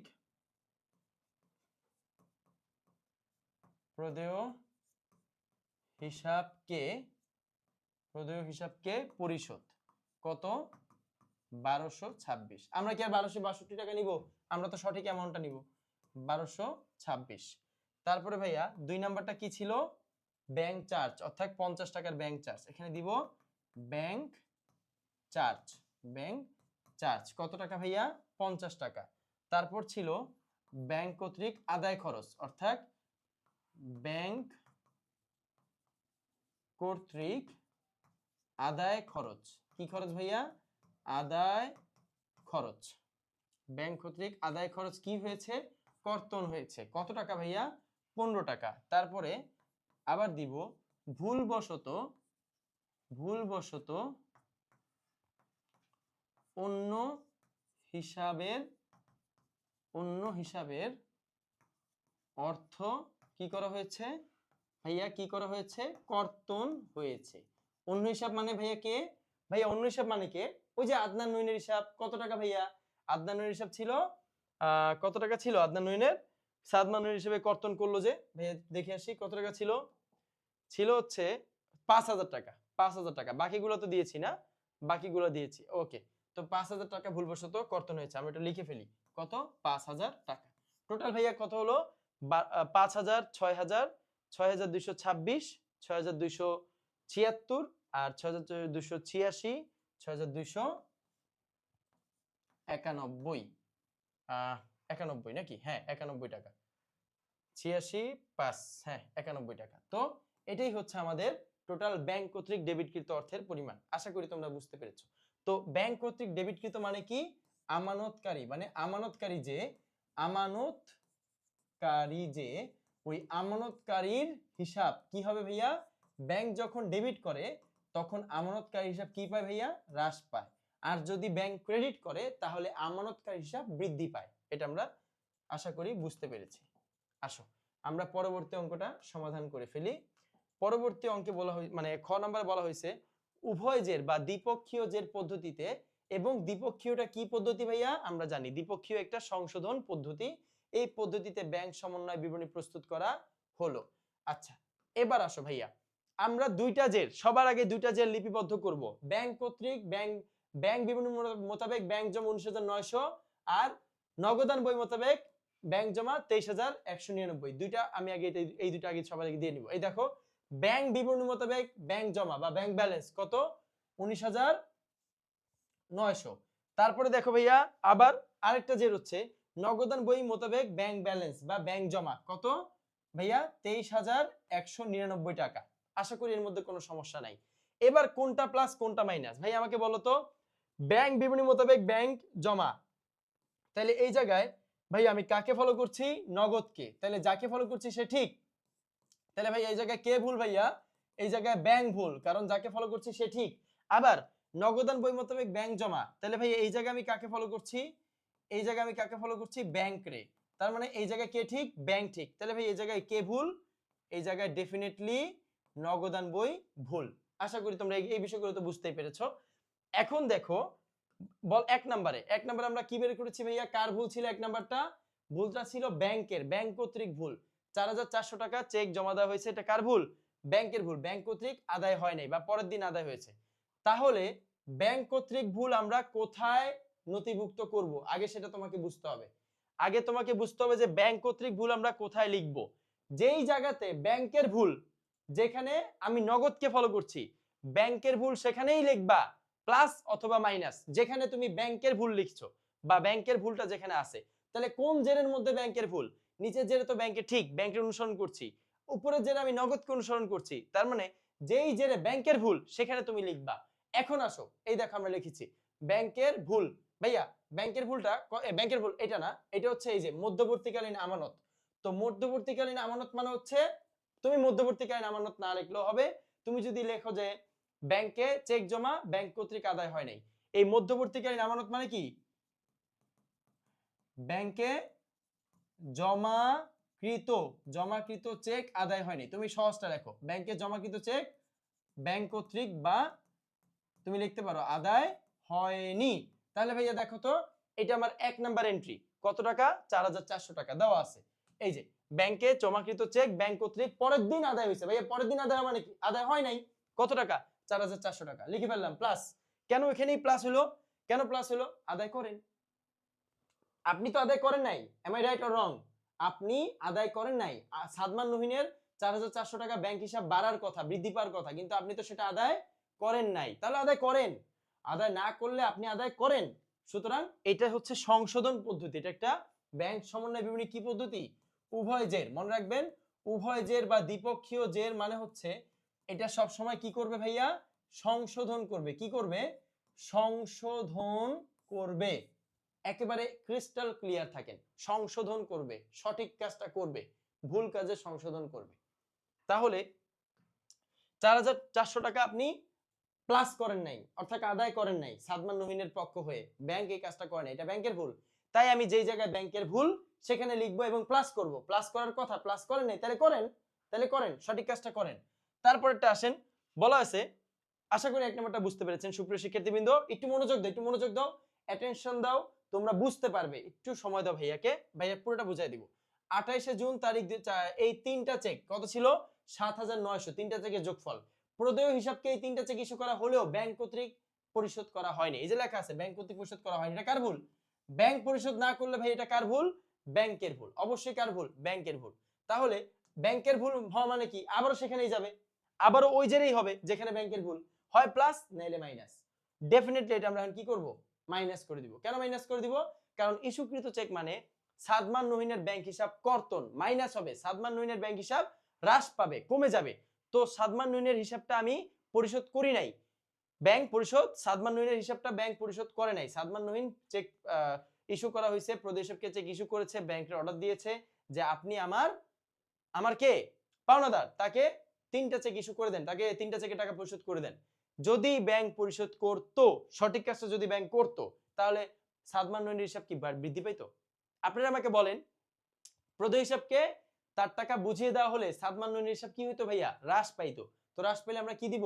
বাদ। এই দেখেন আমরা দিয়েছি বাদ বকেয়া চেক। বকেয়া চেক মানে ইস্যুকৃত চেক ব্যাংক কর্তৃক পরিশোধিত হয় নাই। তুমি এটাও লিখতে পারো, আমি সহজটা লিখেছি, তুমি লিখতে পারো ইস্যুকৃত চেক ব্যাংক কর্তৃক পরিশোধিত হয় নাই। কত ভাইয়া? 4,1425। টোটাল কত? 7,900 টাকার চেক পরিশোধ করার কথা কিন্তু পরিশোধ করা হয় নাই। এটা আমরা কি করব ভাইয়া? মাইনাস, বাদ। বাদ কেন? কারণ এই পরিশোধ করার ফলে সাদমান নহিনের অ্যাকাউন্টটা হ্রাস পাবে, কমে যাবে। তো আগে মাইনাস হয় নাই, এখন আমরা মাইনাস করলাম, এটা সংশোধন হয়ে গেল। আশা করি তোমরা বুঝতে পেরেছো। তারপরে আসো পরবর্তী 3 নাম্বার, সাদমান নহিন কর্তৃক 1226 টাকার চেক ভুলবশত নগদান বইতে 1262 টাকা রাখা হয়েছে। তাহলে এই যে আমরা অলরেডি জানি 36 টাকা বেশি মাইনাস করেছে, তখন বলে দিয়েছিলাম ভাইয়া 36 টাকা কি করা হয়েছে? বেশি বিয়োগ করা হয়েছে। এই কাজটা কে করছে? নগদান বই। তো ভুলটা কার ভাইয়া? সাদমান নহিন বা আমানতকারীর। তাহলে যেই জায়গায় নগদান বইয়ের ভুল সেটা ওইখানে লিখতে হবে, এই লেনদেনটা ওইখানে লিখতে হবে। এবং 36 টাকা আগে বেশি প্লাস করছিলেন, এখন আগে বেশি মাইনাস করছিলেন, সরি 36 টাকা আগে বেশি মাইনাস করছিলেন, এখন 36 টাকা এখন কি করবেন? প্লাস করবেন। কত টাকা? আগে 36 টাকা আপনি বেশি মাইনাস করছেন, এখন 36 টাকা প্লাস করে দিবেন। তাহলে মাইনাসে 36 প্লাসে 36, ব্যালেন্স মিলে গেল, মিলে গেল ব্যালেন্স। এরপরে আসেন, এই দেখেন নগদান বই মোতাবেক ব্যাংক জমা, এখানে কার ভুল ভাইয়া? তার মানে যে সকল ভুলগুলো নগদান বইয়ের ভুল সেগুলো আপনি এখানে আনবেন, হোক প্লাস হোক মাইনাস এখানে আনবেন। আর উপরে কার ভুল? ব্যাংকের ভুল। যে সকল এন্ট্রিতে লেনদেনে ভুল হয়েছে ব্যাংক পক্ষের সেগুলো আপনি উপরে দিবেন, হোক প্লাস হোক মাইনাস। তাহলে এই যে হিসাবটা আমরা কোথায় দিলাম? এই জায়গার মধ্যে দিলাম, কিন্তু আমি প্লাস করলাম। এই দেখেন আমরা কি করলাম? প্লাস করলাম। এই যে 1262 মাইনাস 1226 কি দিব? ইস্যুকৃত চেক নগদান বইতে বেশি লেখা হয়েছে, বেশি লেখা হয়েছে। অথবা আপনি বলতে পারেন ইস্যুকৃত চেক নগদান বইতে বেশি ক্রেডিট করা হয়েছে। কারণ আমরা জানি নগদান বই মাইনাস করলে, নগদান বই মানে আমানতকারী যদি মাইনাস করে, কমায় দেয়, তাহলে আমরা সেটাকে কি করি? ক্রেডিট, মানে নগদান বই কি করে? ক্রেডিট করে। তো 36 টাকা আমরা এখানে কি করব? প্লাস করব। কেন? আগে বেশি, আগে আমি বেশি মাইনাস করেছিলাম, বেশি মাইনাস করেছিলাম, বেশি প্রয়োজনের থেকে অতিরিক্ত 36 টাকা মাইনাস করেছিলাম, এখন প্রয়োজনের থেকে অতিরিক্ত 36 টাকা প্লাস করব। এই কাজটা কে করবে? যার ভুল সে করবে। তবে কার ভুল? কার ভুল? নগদান বইয়ের ভুল। ওই জায়গাতে আপনি কি কাজটা করতে হবে। তারপরে আসেন, তারপরটা দেখেন বলা আছে রায়হান কোম্পানি থেকে 2820 টাকা চেক প্রত্যাখ্যান, এটা কার ভুল? নগদান বইয়ের ভুল। এই যে আমি স্পষ্ট লিখে দিয়েছি। এই যে আমরা জানি অলরেডি যে রায়হান কোম্পানি 2820 টাকার চেক প্রদান করেছিল, কিন্তু এটা পরে প্রত্যাখ্যাত হয়েছে এনএসএফ বা অপর্যাপ্ত তহবিলের জন্য। সেইটা আমানতকারী জানে না, তাহলে ভুলটা কার? আমানতকারীর। তাহলে ভাইয়া প্রশ্ন হচ্ছে প্লাস হবে না মাইনাস হবে? প্লাস হবে না মাইনাস হবে? ডেফিনেটলি মাইনাস হবে। কেন? ওই যে ভাই আমি জাবেদা দিয়েছিলাম যে ব্যাংক হিসাব ক্রেডিট, রায়হান কোম্পানি 2820 টাকা চেক দিয়েছে, আমি ভাবছিলাম আমার ব্যাংক হিসাব বৃদ্ধি পাইছে। আসলে কি বৃদ্ধি পাইছে? আসলে তো বৃদ্ধি পায় নাই, কারণ আমার ব্যাংক রায়হান কোম্পানির চেকটা প্রত্যাখ্যান করেছে। তাহলে প্রত্যাখ্যান করে দিলে ব্যাংক হিসাব বাড়ে না, ব্যাংক হিসাব কমেও না। তাহলে আমরা কমাবো কেন? কারণ আমানতকারী প্রথম পর্যায়ে, প্রাথমিক পর্যায়ে ভুলবশত জাবেদা দিয়েছিল ব্যাংক হিসাব ডেবিট, সে মনে করেছিল চেকটা ওকে, তার মানে ব্যাংক হিসাব বৃদ্ধি পাবে। আর আর রায়হান কোম্পানির সেই চেক নাম কি? প্রাপ্য রায়হান হিসাব, ওইটা হ্রাস পাবে। তাহলে ব্যাংক হিসাব ডেবিট আর প্রাপ্য রায়হান হিসাব ক্রেডিট, এটা সে প্রাথমিক পর্যায়ে ভুল জাবেদা দিয়েছিল। পরবর্তীতে দেখা গেল যে চেকটা অপর্যাপ্ত তহবিলের জন্য প্রত্যাখ্যান হয়েছে, তখন সে আবার উল্টা দাখিলা দিবে। উল্টা উল্টা দাখিলা কি? প্রাপ্য রায়হান হিসাব আগে ছিল ক্রেডিট, এখন হবে প্রাপ্য রায়হান হিসাব ডেবিট। আগে ছিল ব্যাংক হিসাব ডেবিট, এখন হবে ব্যাংক হিসাব ক্রেডিট। আর ব্যাংক হিসাব যদি ক্রেডিট হয় তাহলে ভাই আমরা কি জানি? মাইনাস, মানে টাকা কমে যায়, হ্রাস পায়। এই কাজটাও কে করবে? যেখানে নগদান বইয়ের ভুল, যেখানে নগদান বইয়ের ভুল, এই যে এই জায়গায় নগদান বইয়ের ভুল, এই দেখো কি লিখেছি ভাইয়া? প্রত্যাখ্যাত বা প্রত্যাখ্যান চেক বা প্রত্যাখ্যাত চেক কত টাকা? 2820 টাকা। এটা কি করেছি ভাইয়া? মাইনাস দিয়েছি। কেন মাইনাস দিয়েছি? বাদ কেন দিলাম? কারণ সঠিক জাবেদা দেওয়ার ফলে ব্যাংক হিসাব হ্রাস পাবে, প্রত্যাখ্যান হয়ে গেছে, ব্যাংক কর্তৃক টাকা আদায় হয় নাই, তাই মাইনাস। আশা করি তোমরা বুঝতে পেরেছো। তার পরবর্তী বিষয়টা আমরা খেয়াল করি, কি বলা আছে ভাইয়া? দেখো বলা আছে ব্যাংক চার্জ 50 টাকা। এটাও ভাইয়া কার ভুল বলো তো? এটাও কার ভুল? নগদান বইয়ের ভুল। কারণ ব্যাংক চার্জ 50 টাকা, এটা নগদান বই জানে না। তো নগদান বই যদি জানে, নগদান বইয়ের ভুল মানে কি? আমরা আগে কোথায় লিখবো সেটা বুঝতে হবে। লিখবো অবশ্যই নিচে, যেখানে নগদান বইয়ের ভুল সেখানে লিখবো। প্লাস না মাইনাস সেটা ডিপেন্ড করে কিসের উপর? আমি কাকে ফলো করছি। প্লাস করে প্লাস না মাইনাস সেটা ডিপেন্ড করে কার উপর ভাইয়া? প্লাস না মাইনাস সেটা ডিপেন্ড করে আমি কাকে ফলো করছি। আর কোথায় বসাবো এটা ডিপেন্ড করে কার ভুল। তাহলে ব্যাংক চার্জ এটা এখানেই কেন? কারণ এটা ব্যাংক চার্জ ব্যাংকের ভুল নয়, ব্যাংক চার্জ নগদান বইয়ের ভুল। কারণ নগদান বই, এজন্য আমরা প্রথমে কার ভুল সেটা আইডেন্টিফাই করেছিলাম। নগদান বইয়ের ভুল কোনে ভাইয়া? কারণ নগদান বই জানা উচিত ছিল যে ব্যাংক চার্জ 50 টাকা, অথবা লেখা উচিত ছিল, লেখে নাই, তাহলে আমানতকারীর ভুল। তাহলে আমানতকারী ভুল এখানে আমরা লিখবো। এবং কেন মাইনাস করব? কারণ আমরা ফলো করছি কাকে? ব্যাংকে। তো ব্যাংক কি করছে? ব্যাংক চার্জ মানে কি? ব্যাংক কি করেছে? মাইনাস করেছে, তাই আমিও কি করব? মাইনাস। কত টাকা ভাইয়া? 50 টাকা। আশা করি তোমরা বুঝতে পেরেছো। তারপরে যাবে পরের এন্ট্রিটা খেয়াল করো, প্রাপ্য নোট 1000 টাকা, সুদ 50 টাকা, ব্যাংক আদায় খরচ 15 টাকা। এই সব কাজ কে করছে? ব্যাংক করেছে। তাহলে ভাইয়া কার ভুল? নগদান ত্রুটি বা নগদান বইয়ের ভুল। তাহলে যেখানে নগদান বইয়ের ভুল সেখানে আমরা লিখবো। আমরা হিসাব করেছিলাম 1035 টাকা, অর্থাৎ যেখানে নগদান বইয়ের ভুল সেখানে আমি লিখবো। লিখেছি, এই যে লিখেছি, দেখো 1000 ভাইয়া কি লিখেছি বলতো? কি লিখেছি? 1000 প্লাস 50 মাইনাস 15, অর্থাৎ এটা হচ্ছে এই হিসাবটা ব্যাংক কর্তৃক 1050 টাকা প্লাস 1000 প্লাস 50 মানে 1050 আর মাইনাসে 15, রেজাল্ট 1035। ভাইয়া কত? 1035। এটা আমি কি করলাম? যেই জায়গায় যেই ব্যালেন্সে নগদান বইয়ের ভুল সেখানে আমি প্লাস করে দিয়েছি। কেন ভাইয়া প্লাস করেছি? কারণ টোটাল 1035 টাকা কিন্তু ব্যাংক কর্তৃক আদায় হয়েছে। ভাইয়া ব্যাংক কর্তৃক কি হয়েছে? আদায় হয়েছে। তো আদায় হইলে ব্যাংক কি করবে? প্লাস করবে। তো ব্যাংক, আমি এখানে কাকে ফলো করছি? এই যে ব্যাংক রে, ব্যাংক প্লাস করেছে, সুতরাং আমিও কি করব? প্লাস করব। আশা করি তোমরা বুঝতে পেরেছো। সহজ, একেবারে ইজি একটা কনসেপ্ট। বলা আছে আদনান নহিন, তাহলে এটা হচ্ছে ওই যে ওই লেনদেনটা। এটাও কার ভুল? এটা হচ্ছে ব্যাংকের ভুল। কার ভুল? ব্যাংকের ভুল। ব্যাংক ভুলবশত আরেকজনের হিসাবকে আমার হিসাব থেকে কর্তন করেছে। আরেকজনের হিসাব থেকে 5000 টাকা মাইনাস করার কথা, আর অন্য একটা ক্লায়েন্টের ব্যাংক আমার হিসাব থেকেই 5000 টাকা গায়েব করে দিছে। তো এই কাজটা কার ভুল? এটা ব্যাংকের ভুল। কার ভুল ভাইয়া? এটা ডেফিনেটলি ব্যাংকের ভুল। তাহলে কোন জায়গায় ব্যাংকের ভুল রয়েছে? উপরে, এই যে ব্যাংকের ভুল লেখা আছে স্পষ্ট। তাহলে ব্যাংকের ভুল, এই দেখো ভাইয়া লিখে দিয়েছি ব্যাংকের ভুল। শর্টকাট তোমরা লিখতে পারো ব্যাংক কর্তৃক, তোমরা কি লিখতে পারো? ব্যাংক কর্তৃক অন্য কাস্টমার বা অন্য একজন ক্লায়েন্ট অথবা অন্য হিসাবও দিতে পারো। ব্যাংক কর্তৃক অন্য হিসাবের কর্তন ভুলবশত আমানতকারীর হিসাব থেকে কর্তন করা হয়েছে। অন্য হিসাবের কর্তন ভুলবশত আমানতকারী হিসাব থেকে কর্তন করা হয়েছে, অথবা শর্টকাট লিখতে পারো ব্যাংকের ভুল। তো ব্যাংকের ভুল ভাইয়া কত টাকা? 5,000 টাকা। এটা প্লাস কেন করব? কারণ আমি এই জায়গায় ফলো করছি কাকে? নগদকে। আচ্ছা ভাই আমাকে একটু উত্তর দেন, যাকেই ফলো করি কমন সেন্স অ্যাপ্লাই করেন। ব্যাংক ভুলবশত আমার হিসাব থেকে 5,000 টাকা মাইনাস করে দিয়েছে ভুলবশত, আসলে কিন্তু 1 টাকা মাইনাস হবে না। তো বেশি, এখন আপনি 5,000 টাকা মাইনাস করে দিয়েছেন, তাহলে এখন আপনি 5,000 টাকা ভুলবশত এখন প্লাস করেন। আগে ভুলবশত ওই যে 36 টাকার মতো 36 টাকা কি করছিলেন? বেশি মাইনাস করছিলেন, পরে আমরা 36 টাকা বেশি প্লাস করে দিলাম। একইভাবে 5,000 টাকাও আপনি আমার হিসাব থেকে মাইনাস করে দিয়েছেন, এখন আপনি 5,000 টাকা কি করবেন? প্লাস করবেন, তাহলে সেখানে হিসাব বরাবর হবে, ব্যালেন্স হবে। আমরা জানি গরমিল হিসাব ব্যাংক রিকনসিলিয়েশন স্টেটমেন্ট আমরা কি করি? ব্যাংক সমন্বয় বিবরণীতে আমরা ব্যালেন্স করি। তাহলে আগে 5,000 টাকা বেশি মাইনাস হয়েছে, এখন 5,000 টাকা বেশি প্লাস হবে, তাই আমরা এটা প্লাসের ঘরে দিয়েছি। আর বাকি সবগুলোতে হিসাব আপনারা পারেনি। 4,400, 5,000, 9,400 যোগ করেছি 29,300, আবার 7,900 মাইনাস করার ফলে 21,400। তাহলে আমার সংশোধিত উদ্ধৃত ব্যাংক বিবরণী অনুযায়ী, বা শুধু লিখলেও হবে সংশোধিত জের বা সংশোধিত ব্যালেন্স 21,400। আবার পরবর্তীতে দেখেন পরের যে জেট, ওখানে 1,035,36 প্লাস করলে 1,071 টাকা প্লাস করলে হয় 24,270, ওখান থেকে এই দুইটা অর্থাৎ 2,870 টাকা মাইনাস করলে হয় 21,400। তার মানে দেখেন তো ভাই একটা জিনিস, এই যে 21,400, এখানে 21,400, অর্থাৎ ব্যাংক বিবরণী অনুযায়ী সংশোধিত জের আর নগদান বই অনুযায়ী সংশোধিত জের, এই দুইটাই ব্যালেন্স সেম হইতে হবে।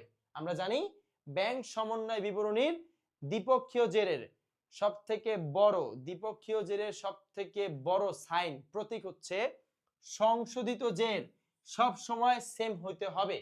সংশোধিত জের মিলবে, ওইটাও 21,400 হবে, এইটাও 21,400 হবে। এই উদ্দেশ্যেই তো আমরা ব্যাংক সমন্বয় বিবরণী প্রস্তুত করেছি, যেন ব্যাংকের পক্ষ থেকে ব্যাংক জমা আর নগদান বই বা আমানতকারীর পক্ষ থেকে ব্যাংক জমা দুইটা কি হয়? কি হয়? 19-20 হয় না, 19-19 অথবা 20-20, ব্যালেন্স হতে হবে ভাইয়া। কি হতে হবে? ব্যালেন্স। আশা করি প্রতিটা বিষয় তোমরা বুঝতে পেরেছো। সব সময় মনে রাখবে এই সংশোধিত যে কি হবে ভাইয়া? মিলে যাবে, 21,400 21,400 মিলে যাবে, যে অ্যামাউন্টই হোক দুইটা এক থাকতে হবে, মিলে যাবে। আসো আমরা পরবর্তী অঙ্কটা করি। আর ওই অঙ্কের মধ্যে যদি তুমি বলো যে ভাইয়া ওই অঙ্কে তো একটা জাবেদা ছিল, এই যে দেখো সাদমান নুহিনের হিসাব বই প্রয়োজনীয় জাবেদা, এটা তোমাকে বুঝতে হবে। সাদমান নুহিনের হিসাব বইতে মানে কি? নগদান বইতে জাবেদা। তো আমরা কিন্তু সকল এন্ট্রির জাবেদা দিব না, শুধুমাত্র সেই সকল এন্ট্রির জন্য জাবেদা দিব যেই জাবেদাগুলো নগদান বইয়ের ভুল বা আমানতকারী ভুল। আবার শোনো, লাগলে খাতায় লিখে রাখো নোট করে পাশে। শুধুমাত্র আমানতকারীর ভুল সমূহ যে লেনদেনে রয়েছে সেই লেনদেনগুলো ছাড়া অন্য কোনো লেনদেনের জাবেদা দিব না। যেই লেনদেনে আমানতকারীর ভুল রয়েছে সেই লেনদেনেরই জাবেদা দিতে হবে। তাহলে ভাইয়া এই জায়গার মধ্যে নগদান বই বা আমানতকারী ভুল রয়েছে কয় জায়গায়? এই দেখেন, এই যে একটা আমানতকারী ভুল, এই যে দুইটা আমানতকারী ভুল, তিনটা আমানতকারী ভুল, তারপরে হচ্ছে আমানতকারী ভুল কয়টা? টোটাল তিনটা, চারটা, এই যে চারটা আমানতকারী ভুল। তাহলে এই মোট চারটা আমানতকারী ভুল রয়েছে, আমরা এক এক করে সমাধান করি। 1 নাম্বার ভুলটা কোনটা ভাইয়া? 3 নাম্বার, এই যে 1226 টাকা বেশি মাইনাস করে দেওয়ার যে ব্যাপারটা। তাহলে আমরা এটাকে এখন সংশোধন করি। আসো আমরা এটাকে সংশোধন করি। এই অঙ্ক তো বুঝেই গেছো তোমরা, এটা বাদ। আসো আমরা জাবেদাটা দিয়ে দিই।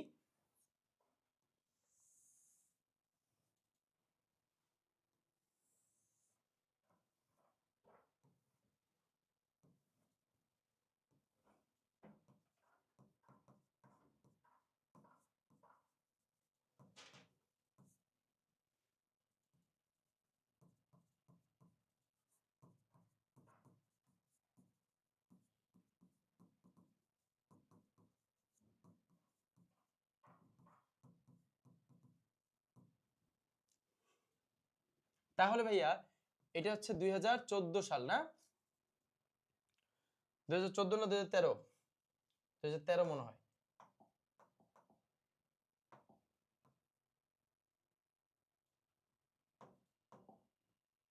2013 ডিসেম্বর 31, কোনো তারিখ না থাকলে সাধারণত আমরা ডিসেম্বর 31 দিয়েই অঙ্ক করি, কারণ এখানে বছরের শেষ দিন আমরা অঙ্ক করছি। ও এখানে তো আবার শেষ দিন ডিসেম্বর 31 না, দেখছো? এখানে কি শেষ দিন ডিসেম্বর 31?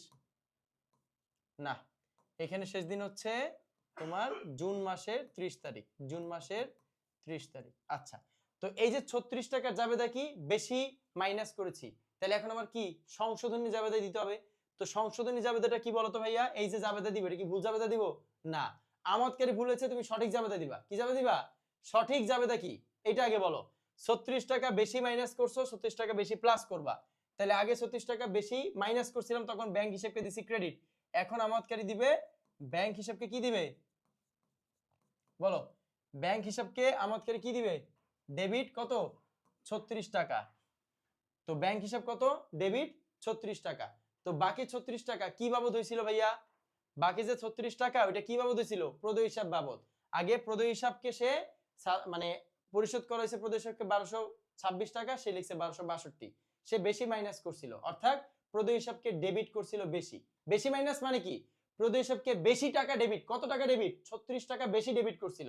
এখন প্রদেয় হিসাবকে 36 টাকা বেশি ক্রেডিট করতে হবে। তাই এখানে হবে প্রদেয় হিসাব। প্রদেয় হিসাবের নাম কি ছিল? ওই যে ওইখানে যে ব্যক্তিকে আর কি পরিশোধ করছিল সেই ব্যক্তি হচ্ছে প্রদেয় হিসাব 36 টাকা। তাহলে দেখো, আশা করি জাবেদাটা বুঝতে পেরেছো। পরে এর আগে দেখো আবার কি আছে, এই যে প্রদেয় হিসাবের নাম ছিল, নাম দেওয়া ছিল না, জাস্ট প্রদেয় হিসাব মানে ইস্যুকৃত চেক ছিল। তো ইস্যুকৃত চেক মানে কি ভাইয়া বলো তো?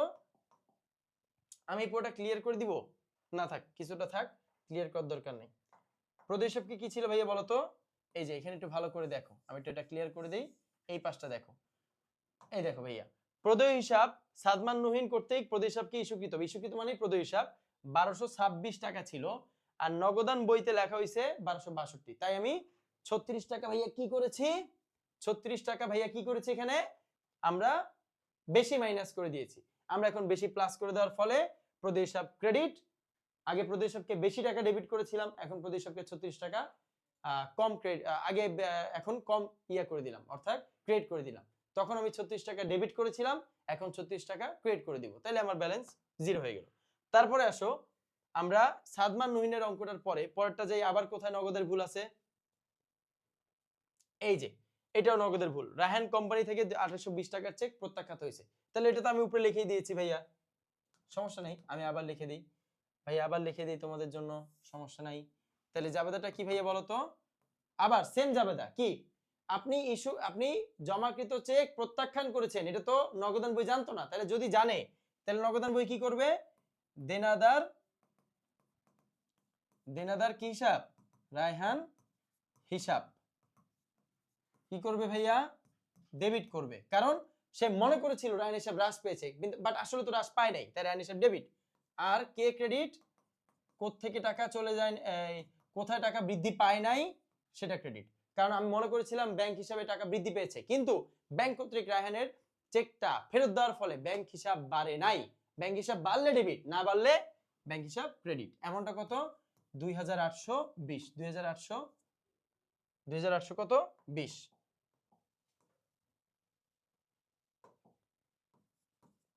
আশা ভাই আমরা আমাদের পরের জাবেদাটা যাই। পরের জাবেদাটা ভাইয়া কি আছে? পরবর্তী নগদের ভুল, আমরা শুধু নগদান বইয়ের ইয়া দিব, জাবেদা দিব। ব্যাংক চার্জ, ব্যাংক চার্জের জাবেদা আমরা দিয়ে দিই। আসো, ব্যাংক চার্জের জাবেদা, ব্যাংক চার্জের জাবেদা।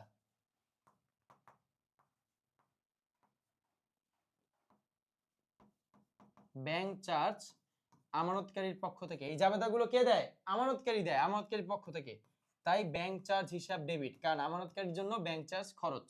আর ব্যাংক চার্জের ফলে ব্যাংক হিসাব হ্রাস পায়, তাই ব্যাংক হিসাব হবে ডেফিনেটলি ক্রেডিট। এটা আমরা জানি। কত টাকা হবে ভাইয়া? 50 টাকা, 50 টাকা। ব্যাংক চার্জ ডেবিট, ব্যাংক হিসাব ক্রেডিট, এটা আমাদের জাবেদা। কেন? কারণ ব্যাংক চার্জ আমানতকারীর জন্য ক্ষতি, এটা আমরা জানি, খরচ। আর ব্যাংক চার্জের ফলে আমানতকারী হিসাব হ্রাস পায়, কমে যায়। তারপরে আসো, আর কোথায় আছে নগদের ভুল? নগদের ভুল ভাই আর কোথায় আছে? এই যে এটাও নগদের ভুল, 6 নাম্বারটাও নগদের ভুল। 1000 টাকা প্রাপ্য নোট, 50 টাকা সুদ, আর আদায় খরচ 15 টাকা। এটা নগদান বই এটা অন্তর্ভুক্ত করে নাই। তাহলে আমরা অন্তর্ভুক্ত করি, সমস্যা নাই, আমরা সঠিক কাজটা করে দিই। আচ্ছা, ব্যাংক কর্তৃক শর্টকাট দাও ভাইয়া, ব্যাংক কর্তৃক কয় টাকা আদায় হয়েছে আগে সেটা আমাকে বলো ভাইয়া। ব্যাংক কর্তৃক একসাথে আমরা জাবেদা দিব।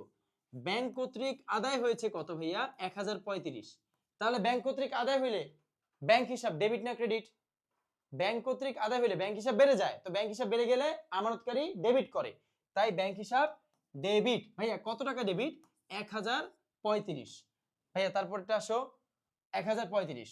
আচ্ছা, এর মধ্যে কি ছিল? সুদ ছিল, তো সুদটাকে আমরা আয় ধরছি কারণ এখানে সুদ আদায় বলছে, তার মানে প্রাপ্ত সুদ। কি হিসাব এটা? প্রাপ্ত বা সুদ, বা প্রাপ্ত সুদ অথবা সুদ আয় হিসাব, অথবা লিখতে পারো সুদ আয় হিসাব। ভাইয়া কি হিসাব? সুদ আয় হিসাব।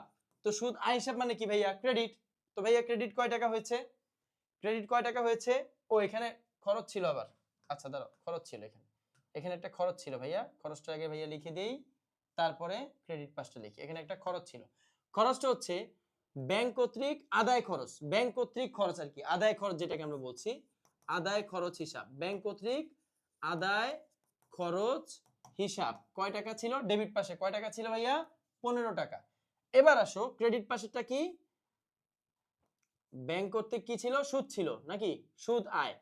তো ভাইয়া সুদ আয় কয় টাকা ছিল ভাইয়া বলো তো? সুদ আয় ছিল ক্রেডিট পাশে কয় টাকা? 50 টাকা। আর কার থেকে মূল টাকাটা আদায় করেছে? প্রাপ্য নোট। ভাইয়া কে? প্রাপ্য নোট। তো প্রাপ্য নোট তো আদায় করলে প্রাপ্য নোট হয়ে যায় কি? ক্রেডিট। অ্যামাউন্টটা কত? 1000 টাকা। আশা করি বুঝতে পেরেছো। তাহলে ভাইয়া দেখো, প্রথম কথা হচ্ছে প্রাপ্য নোট কেন ক্রেডিট? কারণ প্রাপ্য নোট আদায় হয়েছে, প্রাপ্য নোট কমে গেছে, তাই প্রাপ্য নোট ক্রেডিট। তারপরে সুদ আয় কেন ক্রেডিট? কারণ সুদ আয় আমানতকারীর জন্য আয়, আয় হলে কি হয়? ক্রেডিট হয়, আমরা জানি। আয় হলে কি করি আমরা? আমানতকারী কি করবে? ক্রেডিট করবে, নরমাল। আর আদায় খরচটা ডেবিট কেন? কারণ আদায় খরচটা ব্যাংকের আয়, আমরা তো আমানতকারী হিসাব করতেছি, জাবেদা কার? আমানতকারীর, সাদমান নুহিনের। তাহলে নগদান বইয়ের আর কি, তাহলে আদায় খরচ এই 15 টাকা এটা ব্যাংকের আয়, কিন্তু আমানতকারীর জন্য 15 টাকা ব্যয়, তাই ব্যয় হইলে ডেবিট হয়, আমরা এটা জানি, ব্যয় বাড়লে ডেবিট। আর এই যে এই তিনটা হিসাবের ফলাফল হচ্ছে এই জায়গায় আছে 1050 টাকা আয় আর 15 টাকা ব্যয়। তাহলে আয় কত? 1050 মাইনাস 15, 1035। তাহলে ব্যাংক হিসাব ভাইয়া কয় টাকার বৃদ্ধি পেয়েছে? ব্যাংক হিসাব বৃদ্ধি পেয়েছে 1035 টাকা। তাই ব্যাংক হিসাব বৃদ্ধি পেলে ডেবিট, আর হ্রাস পেলে আমরা জানি ক্রেডিট। তাহলে ব্যাংক হিসাব ডেবিট, আদায় খরচ ডেবিট, সুদ আয় ক্রেডিট, প্রাপ্য বিল বা প্রাপ্য নোট ক্রেডিট। এই হচ্ছে আমাদের চারটা জাবেদা, এই হচ্ছে আমাদের জাবেদা, মানে এর বাইরে আর কিছুই নাই। এই জাবেদা দিলেই তোমরা 4 আউট অফ 4, একদম 4-এ 4 নাকি? সহজ সহজ না ভাইয়া? আশা করি তোমরা বুঝতে পেরেছো। আসো আমরা আমাদের পরবর্তী হিসাবটা একদম এখন শর্টকাট, শর্টকাট একেবারে ইজিলি বুঝতে পারবো, একটু যদি মনোযোগ দাও একদম শর্টকাট বুঝতে পারবো, একটু মনোযোগ দাও তোমরা। হ্যাঁ, তো জনাব সাকিব দেওয়া আছে তারিখ কত? 31শে ডিসেম্বর 2011 সাল। 2011 সালের 31শে ডিসেম্বর তারিখের সাকিবের বই। আচ্ছা, তো নগদান বই, এটা হবে নগদান বই হবে আর কি, নগদান, নগদান বই অনুযায়ী, নগদান বই অনুযায়ী ব্যাংক জমার উদ্ধৃত 58,000 টাকা, ব্যাংক বিবরণী অনুযায়ী 50,150 টাকা। তার মানে আমরা কখন কাকে ফলো করি জানি? ধরো এই জায়গা থেকে আমরা একটা হিসাবই করব, ব্যাংক সমন্বয় বিবরণী দ্বৈত জেড। তাহলে নগদান বই অনুযায়ী ব্যাংক জমা আমরা কাকে ফলো করি ভাইয়া? কাকে ফলো করি? নগদান বই অনুযায়ী ব্যাংক জমা আমরা কাকে ফলো করি? ব্যাংক রে। নগদান বই অনুযায়ী ব্যাংক জমা থাকলে ব্যাংক রে ফলো করি, যাকে ফলো করি ও ঠিক, তাহলে কাকে ফলো করছি না? নগদান বইকে, তার মানে ও ভুল। আবার আসো ব্যাংক বিবরণী মোতাবেক ব্যাংক জমা, তাহলে ভাইয়া আমি কাকে ফলো করি? নগদান বইকে, যাকে ফলো করি ও ঠিক, তাহলে ভাইয়া কাকে ফলো করি না? ব্যাংক। তার মানে এই জায়গায় ব্যাংক ভুল, এক জায়গায় ব্যাংক ঠিক আরেক জায়গায় ব্যাংক ভুল, এক জায়গায় নগদ ঠিক আরেক জায়গায় নগদ ভুল। এটাই আমাদের কাজ। এটা it's like a game, like a game, এটা একটা খেলার মতো। তোমরা যদি একটু মনোযোগ দিয়ে শোনো একেবারে সহজভাবে বুঝে ফেলবা। বলা আছে 1000 টাকার একখানি চেক আদায়ের জন্য ব্যাংকে জমা দেওয়া হলেও সেই চেকটি ভুলে নগদান বইতে দুইবার লেখা হয়েছে। চেক আদায়ের জন্য জমা দিলে নগদান বই কি করে? প্রশ্ন তোমাদের কাছে, আদায়ের জন্য চেক জমা দেওয়া হয়েছে, নগদান বই ডেবিট করবে না ক্রেডিট করবে? অবশ্যই কি করবে ভাইয়া? ডেবিট করবে। নগদান বই কি করবে? ডেবিট। আর ব্যাংক কি করবে? ক্রেডিট। তো ব্যাংক আদায় করছে কয়বার? দুইবার। আদায় কি দুইবার হয়?